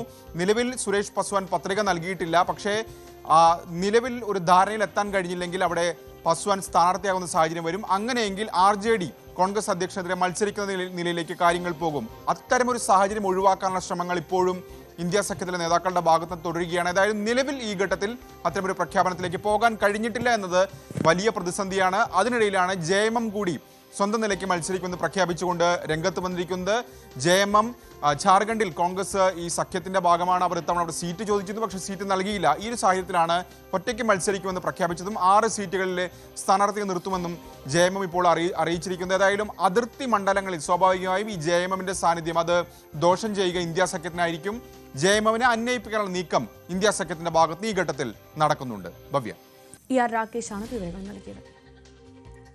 US-ൽ ട്രംപ് ഭരണകൂടത്തിനെതിരെ വൻ പ്രതിഷേധം. നോ കിങ്സ് എന്ന പേരിലാണ് ജനങ്ങൾ തെരുവിലേക്ക് ഇറങ്ങിയത്.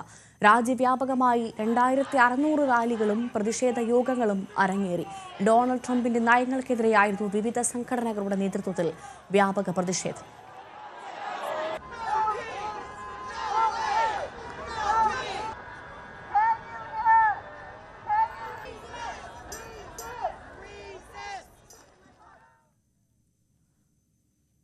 ഗാസയിൽ വെടിനിർത്തൽ കരാർ ലംഘിച്ച് ഇസ്രായേൽ. തകർന്ന കെട്ടിടങ്ങൾക്കിടയിൽ തങ്ങളുടെ വീട് പരിശോധിക്കാനെത്തിയ ഒരു കുടുംബത്തിലെ 11 പേരെ വധിച്ചു. ഷെല്ലാക്രമണത്തിലാണ് ബസ്സിൽ യാത്ര ചെയ്തിരുന്ന ഇവർ കൊല്ലപ്പെട്ടത്.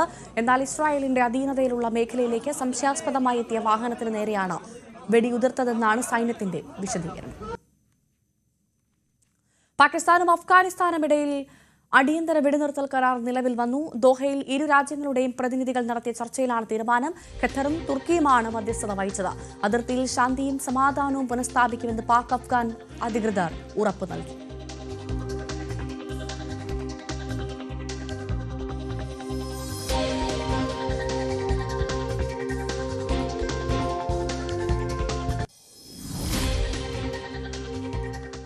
ഇനി ഇടവേളയ്ക്ക് ശേഷം ന്യൂസ് ഡെസ്ക് കാണാം. രഞ്ജിത് രാമചന്ദ്രൻ ചേരും.